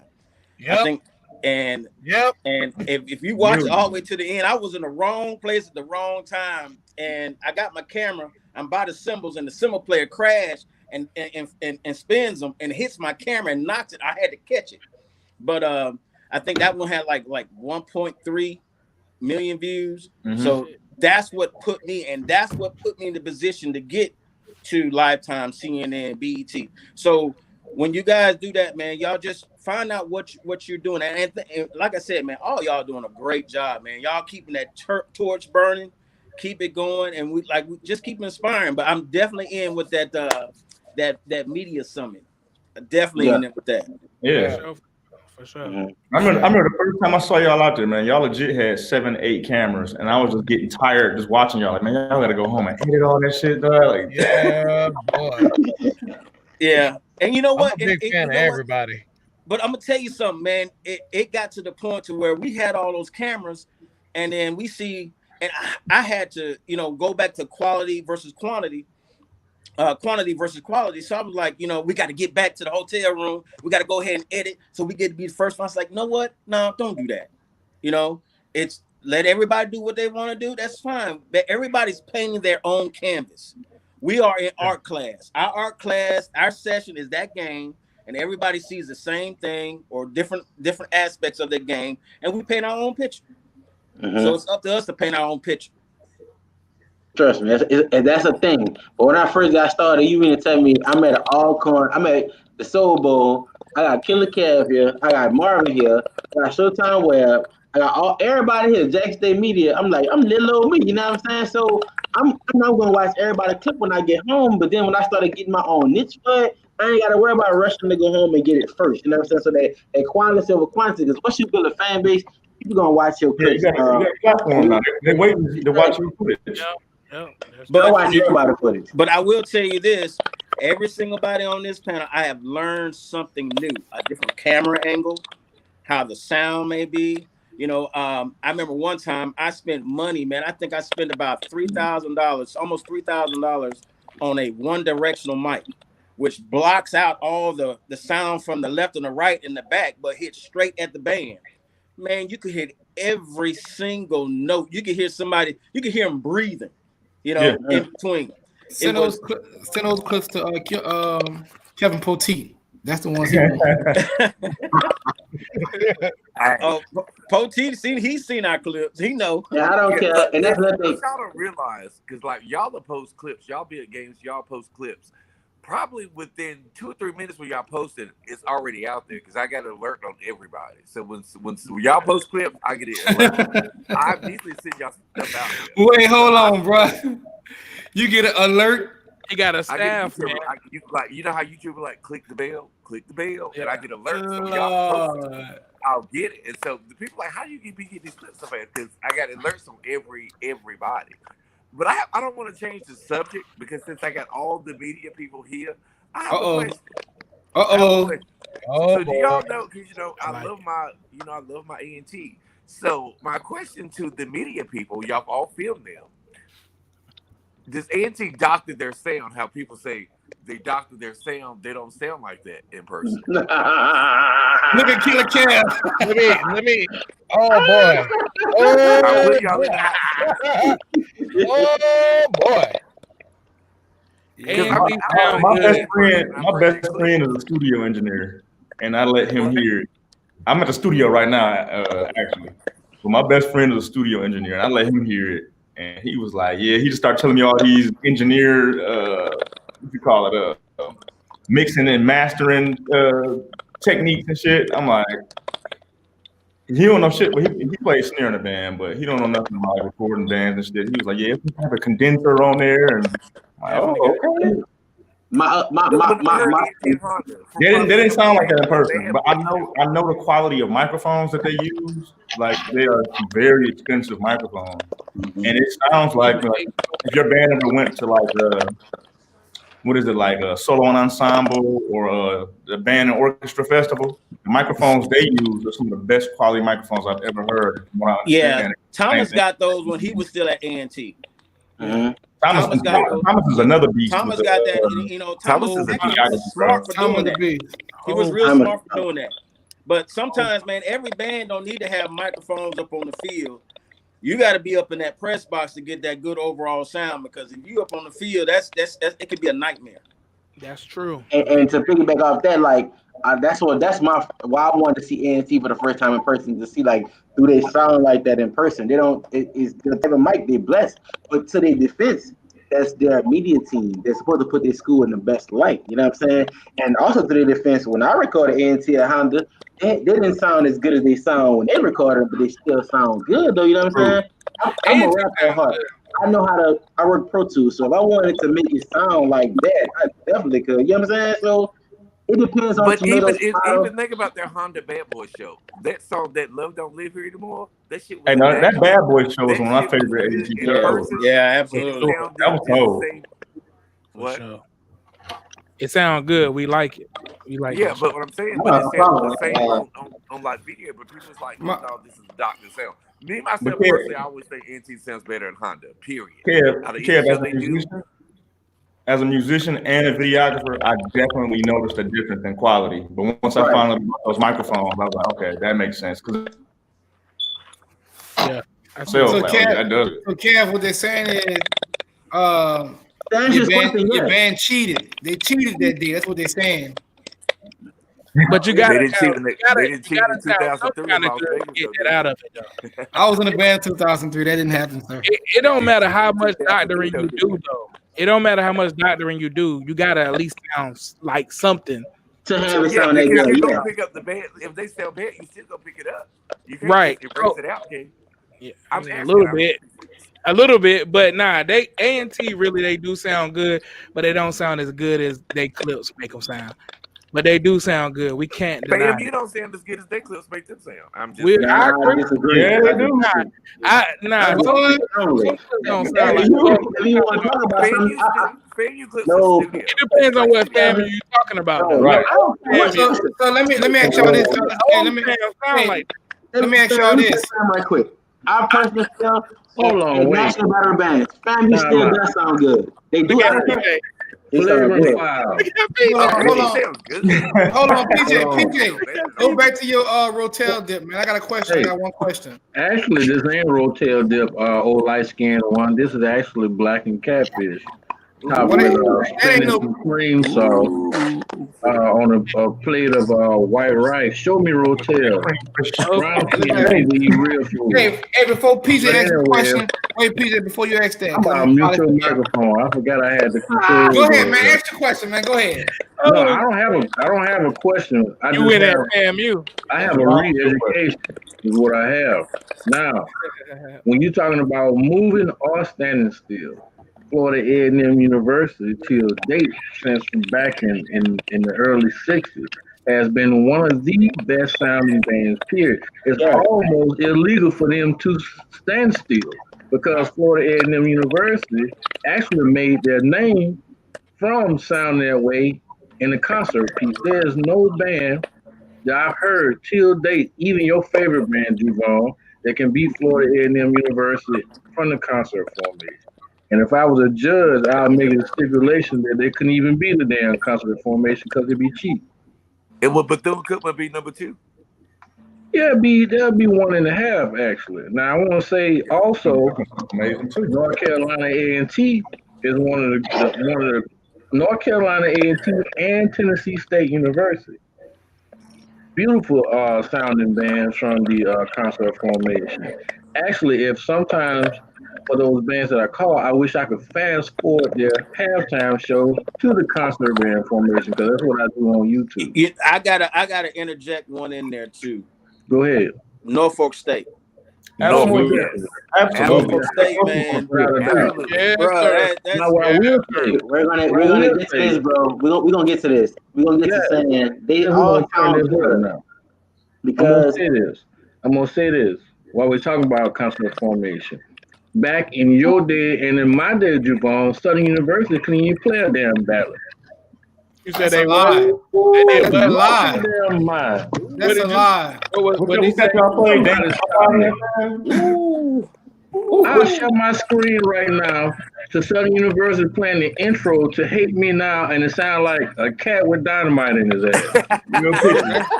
That's a lie, too. I mean, everybody has an opinion. Everybody has an opinion. Yeah, no, I would definitely say Southern Everybody got ears. I'm going to keep it real. I would say, I'm going to say this right here. I'm going to ask you a direct question. Southern is everybody's favorite Man, band. please. I'm talking about what I'm talking about. I'm talking about ballads and concert formation. I'm going to say this right here.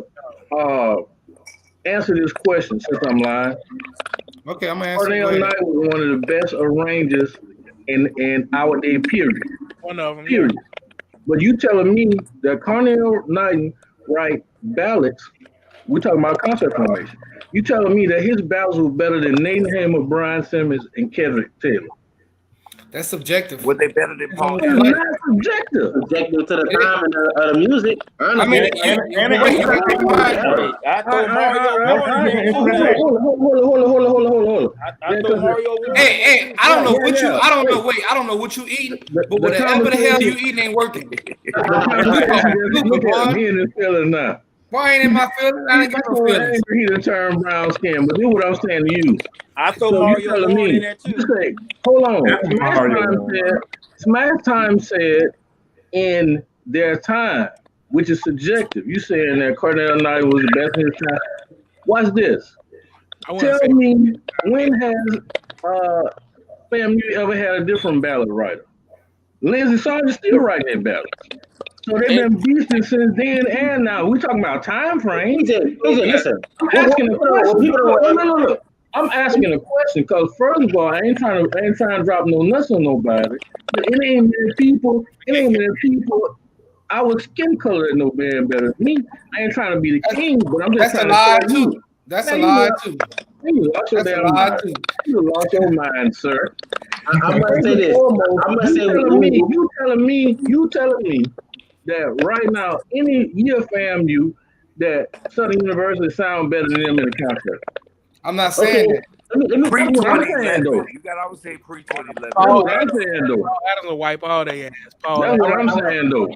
I'm saying, let me listen. No, I know what you're saying, but I'm saying what I'm saying. Wait, let me wait. Hold on, Showtime. Let me go at you. The first lie you told was no. What you said? Not too many people know band more than you. I hope you're talking about band history. I hope you're talking about that. But we talking about these ears and this instrument and this playing. Don't do that. Second. Show me. You're not letting me talk. You talking wrong. First of all, you talking about Southern University couldn't play ballad. I'm talking about prove it. That's what I'm talking about. What you want me to post a clip or something? What you talking about? Post that clip, the one that I referenced. Hate Me Now. I tell you what. Hate Me Now is not a ballad. Why would you put a rap tune up against a ballad? I said the chorale, the intro is a ballad. Boy, no, it's not. What I'm trying to tell you. Well, the name of the song is "Hate Me Now." Why would there be a ballad? What year did you march in Southern University? Post any of them years that y'all play the ballad versus the ballads they play now, and then you post the same year you in Southern University band. I want you to post FAMU from the same year. And show me when Southern University sound better. That's all I intro to Hate Me Now excerpt from Carmina Burana, though. If you ever listen to Carmina Burana. I'm talking about, is it not a chorale? Yeah, absolutely. Let me say but it wasn't written to be a ballad. To Karina Barama, what? The intro, anytime you write an intro like that goes to a rap tune, it's to show versatility. Tell me I'm lying. And dynamic contrast. To the next. First of all, let's date this conversation right here. I'm marched from Southern University. Nobody on this panel is marched from Southern University. I'm not even going to even argue about Southern University. I'm talking about music. I don't care nothing about that. I'm talking about music too. You sound crazy. Let me say what we get through.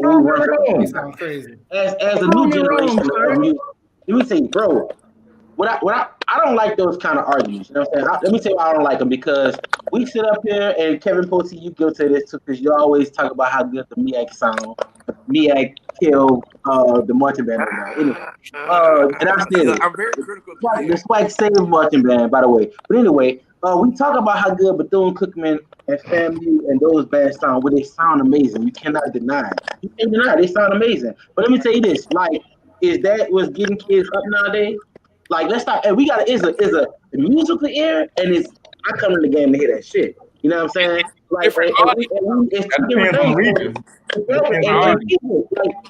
It depends on your region, but at the same time, that ain't getting no damn Gloucester views. That ain't getting no damn hot views. I'm talking period. Like period. Like what views they not getting? Like Gloucester views. Like I'm saying, like the aggressive songs. It depends. It's subjective. What you want to hear? A rap tune, it sound good, and the way what you call them sound good. I listen to FAMU play. That's what I want to do. People be slightly FAMU. They slightly. They always try to say they're not what they used to be. They still sound the same. They just missing the numbers, if you ask me. But they had a little hiatus. But They they had do exactly. They had one. They getting there though. They getting They getting back to it. Listen to them play this decade. FAMU sound amazing. They do. FAMU sounds amazing. They do. But it becomes a preference thing, years right? ago they did. Like it's almost like comparing Jasmine Sullivan to Beyonce. It depends on who you like. I agree. Some people like Jasmine Sullivan, some people like Beyonce. But once a band can be Doom chill, sounds good. Doom sounds better than PMU. once a band can be chill, Doom sounds better than PMU. One of them sound better. Who? So let me ask y'all this. I said I like both Jasmine Sullivan and Beyonce, but one does sound better. I'm going with Jasmine. I'm going with Jasmine too, all day. I'm going with Jasmine too. And it's okay. Yeah, Jasmine, that's my favorite artist out right now, period. But I got a question for her. No. Go ahead. I have a question for the media guys. So let me ask y'all this. When did about what time did film and dance, like the dance teams, become really popular? Because I've noticed the dancers, they get more views now than the actual band does. So I guess I'll start with Dr. Price, because I know you do it. I would say Price and Trend. Who? Price and Trend. Yeah. So I've noticed, man, the last few years the dance has been Smash Time. Price started that Smash shit Time though. has some good videos. No. Smash got some good videos. I think Price started. That's their lane. I think That ain't what's my happening lane. with the dancers, I think just my personal opinion, Price, Trend, and Smash, y'all have a lot of diversity. So y'all pulling a whole lot of different crowds from all three different aspects of like people's lives. Y'all really are. Y'all pulling some diversity in. And so what made you guys want to start? I'm sorry. Go ahead, Potina. I hear you. Well, no, that was it. They just giving diversity, and diversity pools like. I let Marvin go first because that's Marvin Lane right now. Marvin Lane. That's really his lane. Like Well, he started that shit. I'm gonna tell you I why. feel it, and I dig, and I respect it so much. More than y'all, what y'all think? But yeah, y'all do a good job. Appreciate it. I'll tell you why I started it. Let me first start off by saying I'm a band head. All I knew before I started really focusing on dance teams. The only reason why I started focusing on dance teams because I took advice of friends who wanted to see me get to the next level when it came to filming. To see me get my name out there, they was like, man, the band market is saturated. There's band videographers out there. So if you want to get your name out there, you need to start covering these dance teams. And I'm like, in the beginning, who the fuck wants to watch Dancing Dolls for 30 minutes? Like, that was just my mentality. I didn't think that stuff was going to catch on. But I'll give you the perfect analogy for it, right? So football is the most popular sport, right? But basketball is the most popular athlete. Why is that? So football, you have this unit of 50-something guys. I don't know how many it is on the roster, right? On these dance teams, you have 10 to 12 girls, where you can pick them out on a video, their names and stuff like that. Like you're able to point them out individually. Like these girls have their own brands and stuff like that, their own following base. And so naturally, when you put a camera on a dance team, each viewer is going to have their own favorite and a dancer that they want to like, somebody that they can relate to. And now it's like you're giving the viewer the best of both worlds. Like while they're listening to the band, they can watch the dance, or what move are they going to do, or what count is she going to throw. They like that type of stuff. And so for me, when you see all of these band videographers now who have their camera focused on the band, like Killer Kev does a great job of that, like world renowned Smash Time, he'll give you an up-close view that the people sweat coming down the faces of band members. Me, I've elected to give you a shot of the dancers, and it gives you a different perspective. And I also think like the dance market, the dance fans, their age range is phenomenal. Like you'll have 3-year-olds watching my videos all the way up. Like I met a woman who's 67 years old while I was running the LSU Lake. She told me that her and a group of her friends actually work out to the Dancing Doll videos. Like they do the moves as a form of like workout. So the spectrum of who watches dance videos is big. And one more thing when it comes to dancers, the reason why dancers are now more popular is the same why the bands were really popular back in 03 and 04. If you remember, there was a movie with Nick Cannon entitled Drumline that influenced and inspired a lot of people to be in the band. Everybody wanted to play snare drum after the movie Drumline came out, literally. Now, if you go on TV, if you go on Lifetime, you see DD4L, you see Winked, you see these other channels. What's the lady in Florida? Super. Everybody got reality shows, and that's what girls see on TV. Right. Yeah. Her. And so now it's like you got millions of young girls and women who see these dancers on TV. And now when those dancers on TV try out for HBCU dance teams, they're following those along with them. Now it's a whole different dynamic when it comes to dancers. And so for me, I can honestly say I would like to think that I started from the beginning before the hype really got up. I never expected film and dance teams to be as big as it is today. Like it was really on accident, and it was because I just wanted to do something different. I realized that in order for me to really get a name, I had to do something else, and so I found my own lane. And can I just say there is no such thing as a Georgia native. If people are listening, Atlanta A&T does not exist.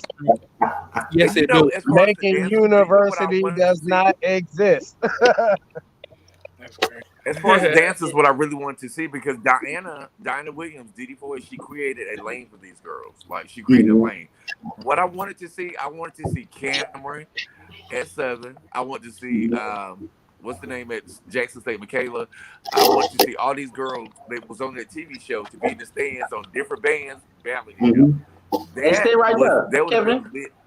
You seen how the fact of you just literally proved everything what Marvin said be right. You knew every last one of them girls by name, and you seen what you wanted to see. And let me say, Marvin made a joke to me one time earlier when I started recording. He said, "Justin, you post a video of a dancing doll, and you're gonna get so many views. You post a video of the band, you're gonna get this many views." So I'm at the game one day, right? When you watch my videos, every single drum break, if the band not bucking, I'm going straight to the dancers. I'm gonna do 2 cameras. That's just why I added my video. Most likely.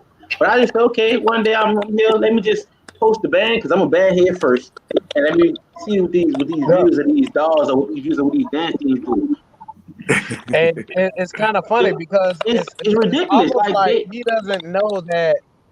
Like I come from a small conference, CIAA and SIHC.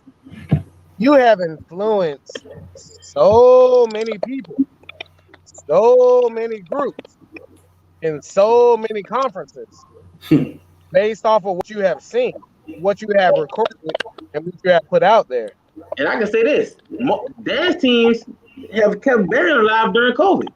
Even though I was gonna say it, they have. Like I look at my channel from COVID, besides the A&M and the college band that reached out to us before, all I got is dance teams booking me to come out, fly out wherever to record the videos. You know what I'm saying? They have kept band going. I ain't saying like I'm a band comes first. The dance team is a part of the multi band, so I'm a cater to the band first. But I'm not gonna sit up here and neglect the fact that these ladies or these dancers, like they're part of the culture. I feel like we need to embrace them more than we need to under. Like or whatever. They're part of the whole pageantry of the whole band. Like it's definitely a niche. Yeah, it's everything. It's a niche. Somebody asked about the drum line. How y'all feel about recording Drumline? Killer Kev, how you feel about it? Well, I know nowadays I know to bring my damn earplugs. Wherever that damn tenor drum player was at Green Hill High School, they was battling Whitehaven. My eardrum's still rattling, bro. You told me. But no, man, it took me a while to come around. Growing up, I was heavy into the concert band and heavy into classical stuff. So I really looked down on like drummers. Like, man, all you do is put damn snare drum, cymbals, like play this, put some music. They couldn't read.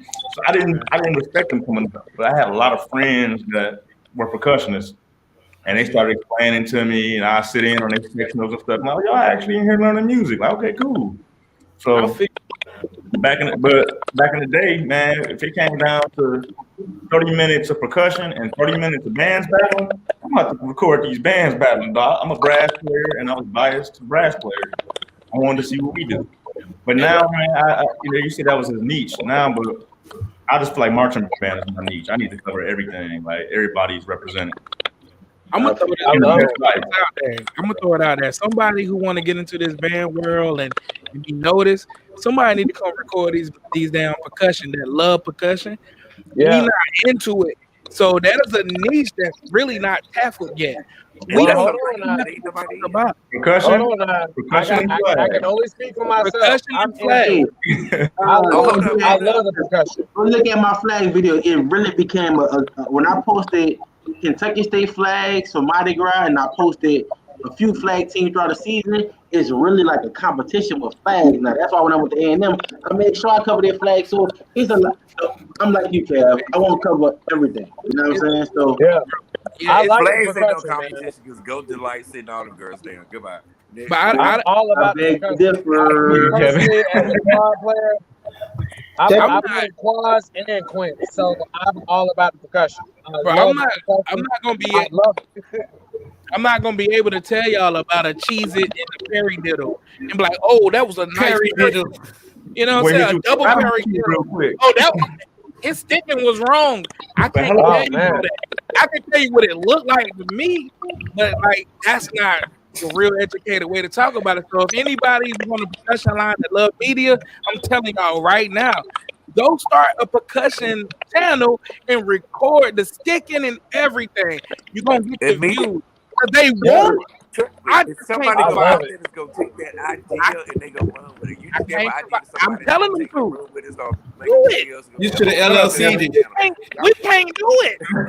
I can't do it, bro. I record all that shit. Go look at all the people drumline. I throw a drumline competition, and I'm like, damn, this is really.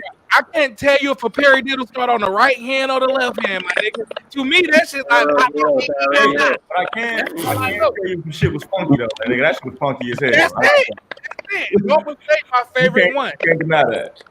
Norfolk State, my favorite drum line. I can tell you that. Yes, sir. Not the bongo. Not the bongo. No, not the bongos. I like Norfolk State. I like yes, sir. I like the tonals. I like all that shit. I know what it sounds like to me. But I come from that. That's my high school. I went to East Middle. So I love that shit. I can't tell you what the fuck they playing.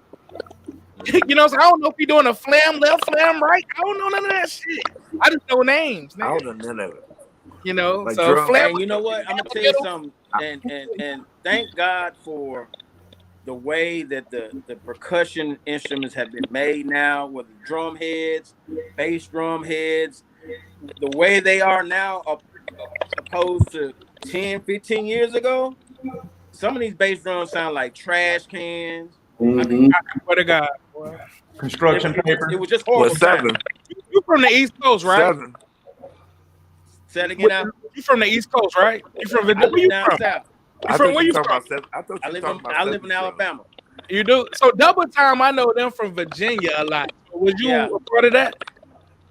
That's my company. Yes, sir. Right. So yeah, I got some guys up on the East Coast, so they do all the MEAC, CIAA, SIAC, so they hit that part, and I hit the swag. You smart. You a smart. So let me ask y'all a question, fellas, because we have about 20 more minutes, man. What's something that you want your following or the audience to know, man? Like, what's that one thing you just want people to know that may not know? I don't hate anybody. I want to bring the best light to everybody.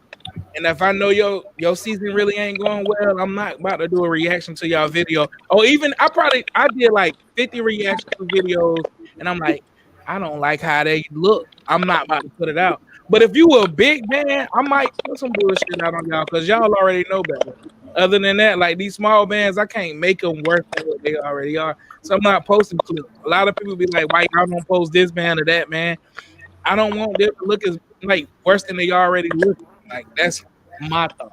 So I don't hate nobody. I don't got a ill bias between anybody. I like all bands, but I just want everybody to look good. Me myself personally, I love all bands too. I know when I say I dislike bands, and when I say I don't like South Carolina State, I think South Carolina State has some great years. I don't like them because I'm an Right. Like we just don't like South Carolina State. But in general, the band, I mean, I think even now with them being small, they do not sound bad at all. They actually sound pretty good.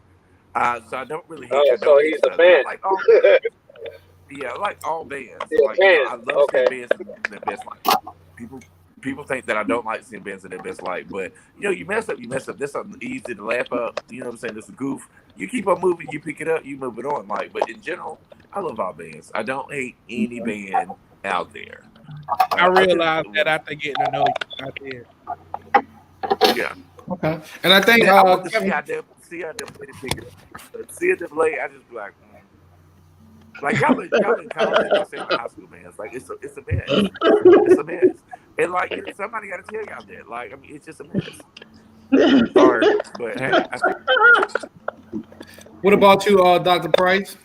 As far as like what I want people to know, man, the best thing I could tell anybody is anytime I go out to film, I am extremely hard on myself. Like I stress out over football season in general. It is like the most stressful 3-4 months of the year for me, just because, like from a financial standpoint, I'm spending 5 figures a season on travel and equipment alone. And then I got to worry about, damn, are they going to like the footage that I put out? Like I over prepare, and from a mental standpoint, it takes a big toll on me because I don't just travel alone. I do have a media team as well, who a lot of young guys that I'm mentoring on the team. So, there's a lot of stuff from an operations standpoint that a lot of people don't see that goes on behind the scenes. So, on that too. That's what I got. I really just want people. That boy clap loud. Hey man, that is for real. Hey, Doc, hey, you said it. You hit it right on the head, man. Because a lot of people, like I used to think, damn. I said, man, Killer Kev must be a millionaire, man. This dude is everywhere. David was everywhere. I'm like, I don't want to put Killer Kev business out there, but I do his taxes, and Killer Kev is definitely a millionaire. Hey, well, then, hey, I'm gonna hit you. I'm gonna inbox you after this. Couple hundred there. Shit. Yeah, I think for me, it is, what I want people to grasp and understand about what we do is we do this out of passion, we do it out of love. We are all band heads at heart, but it is, like Doc said, it is very financially expensive to do this. I had to do that. I'm sorry. Because it's fucking true. Go ahead. It is very expensive to do this, especially if you're going. I mean, you could be going to Jackson State one week, then going down to, and now with the realignment of the SWAC, now I'm looking at what's the schedule.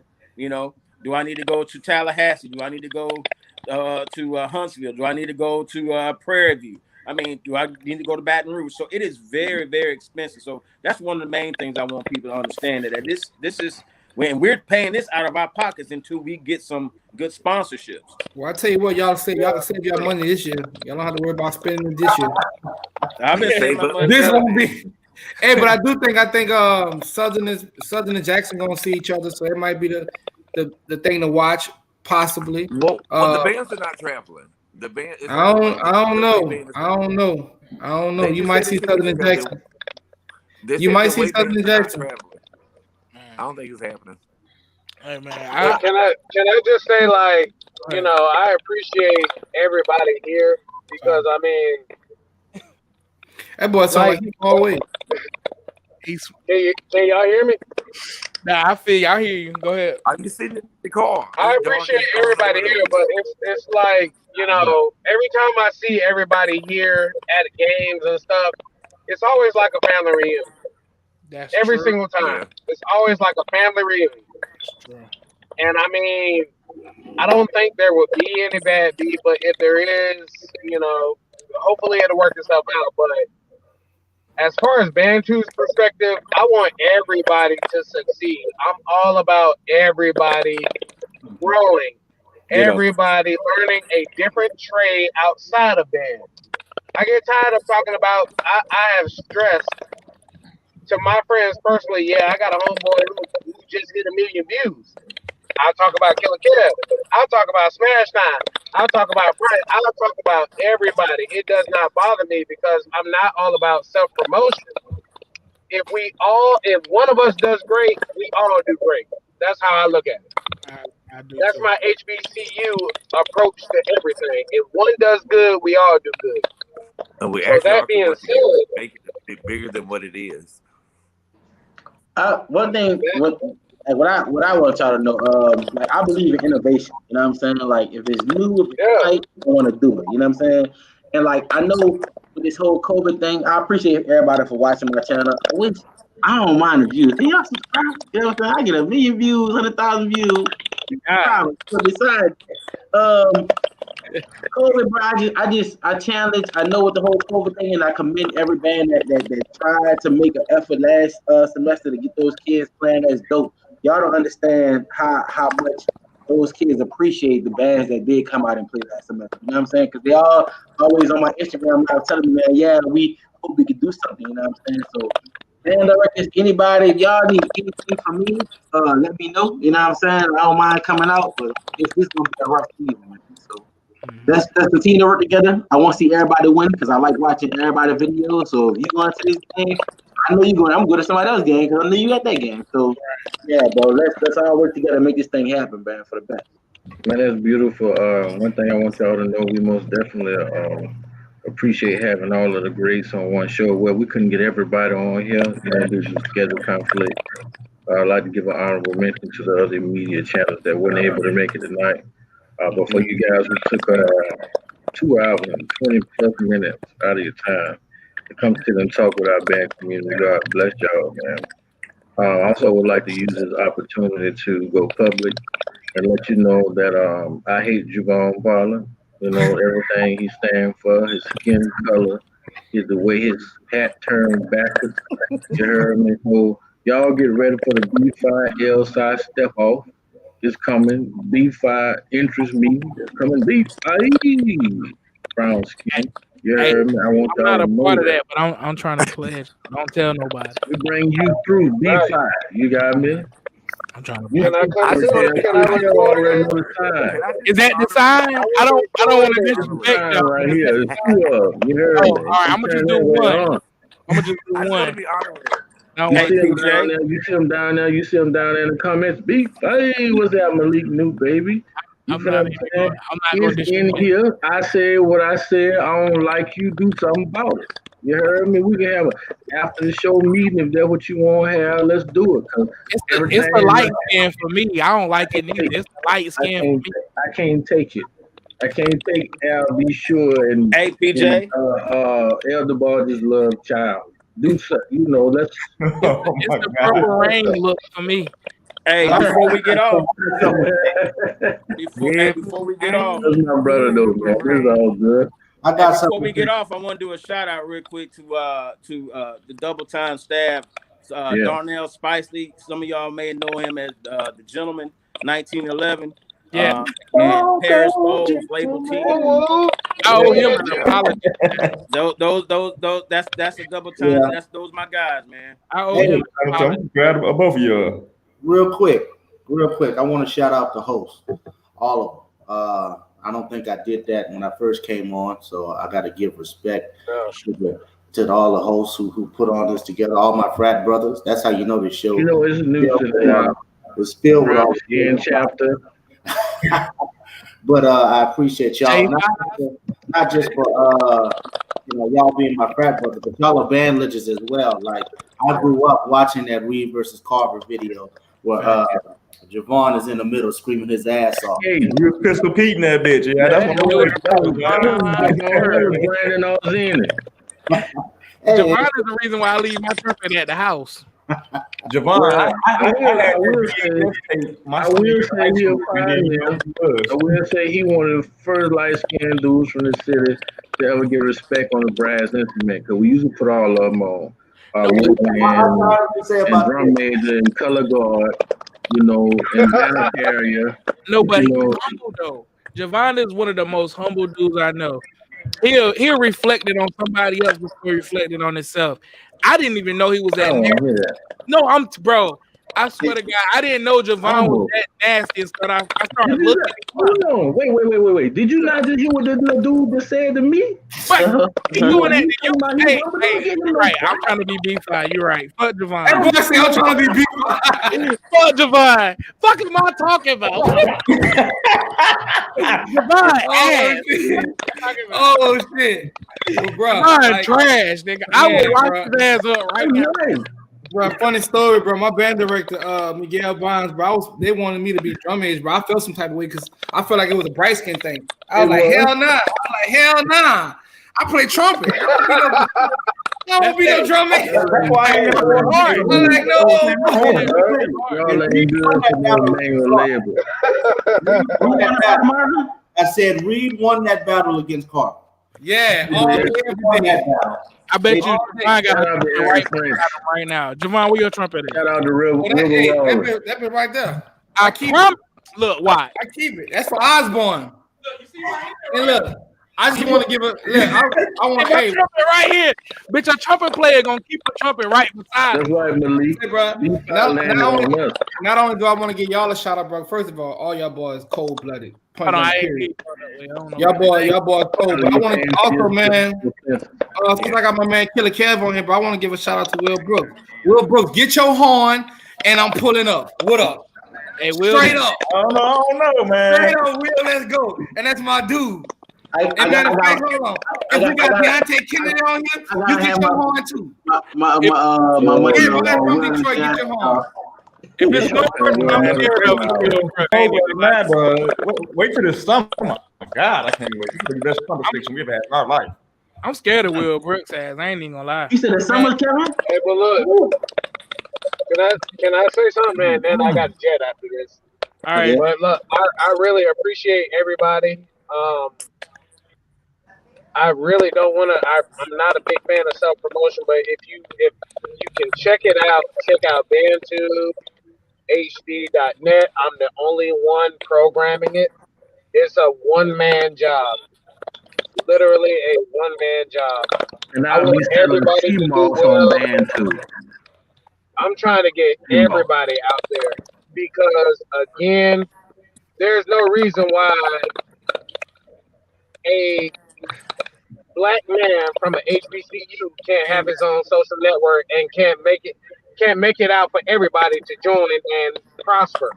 There's no reason for that. Fellas, if y'all came and y'all drop y'all stuff in the chat box, so the people can see where to follow you all at. Smash time, follow drop your stuff in the chat box, bro. I just start down bandtubehd.net. That's what I'm representing today. Hey, I appreciate everybody. I meant to say when Dave was talking about strikes, you only get 3 strikes on YouTube. 3. Every time you get 1 strike, they take some of your capabilities away. 3 strikes, your whole channel gone. I don't care how many years you do, it's gone. We don't own it. That's right. We don't own that shit. You do not own it.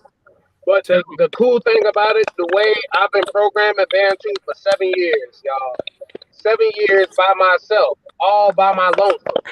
I never talk about anything. I don't like to talk about anything, but everything is always in the works.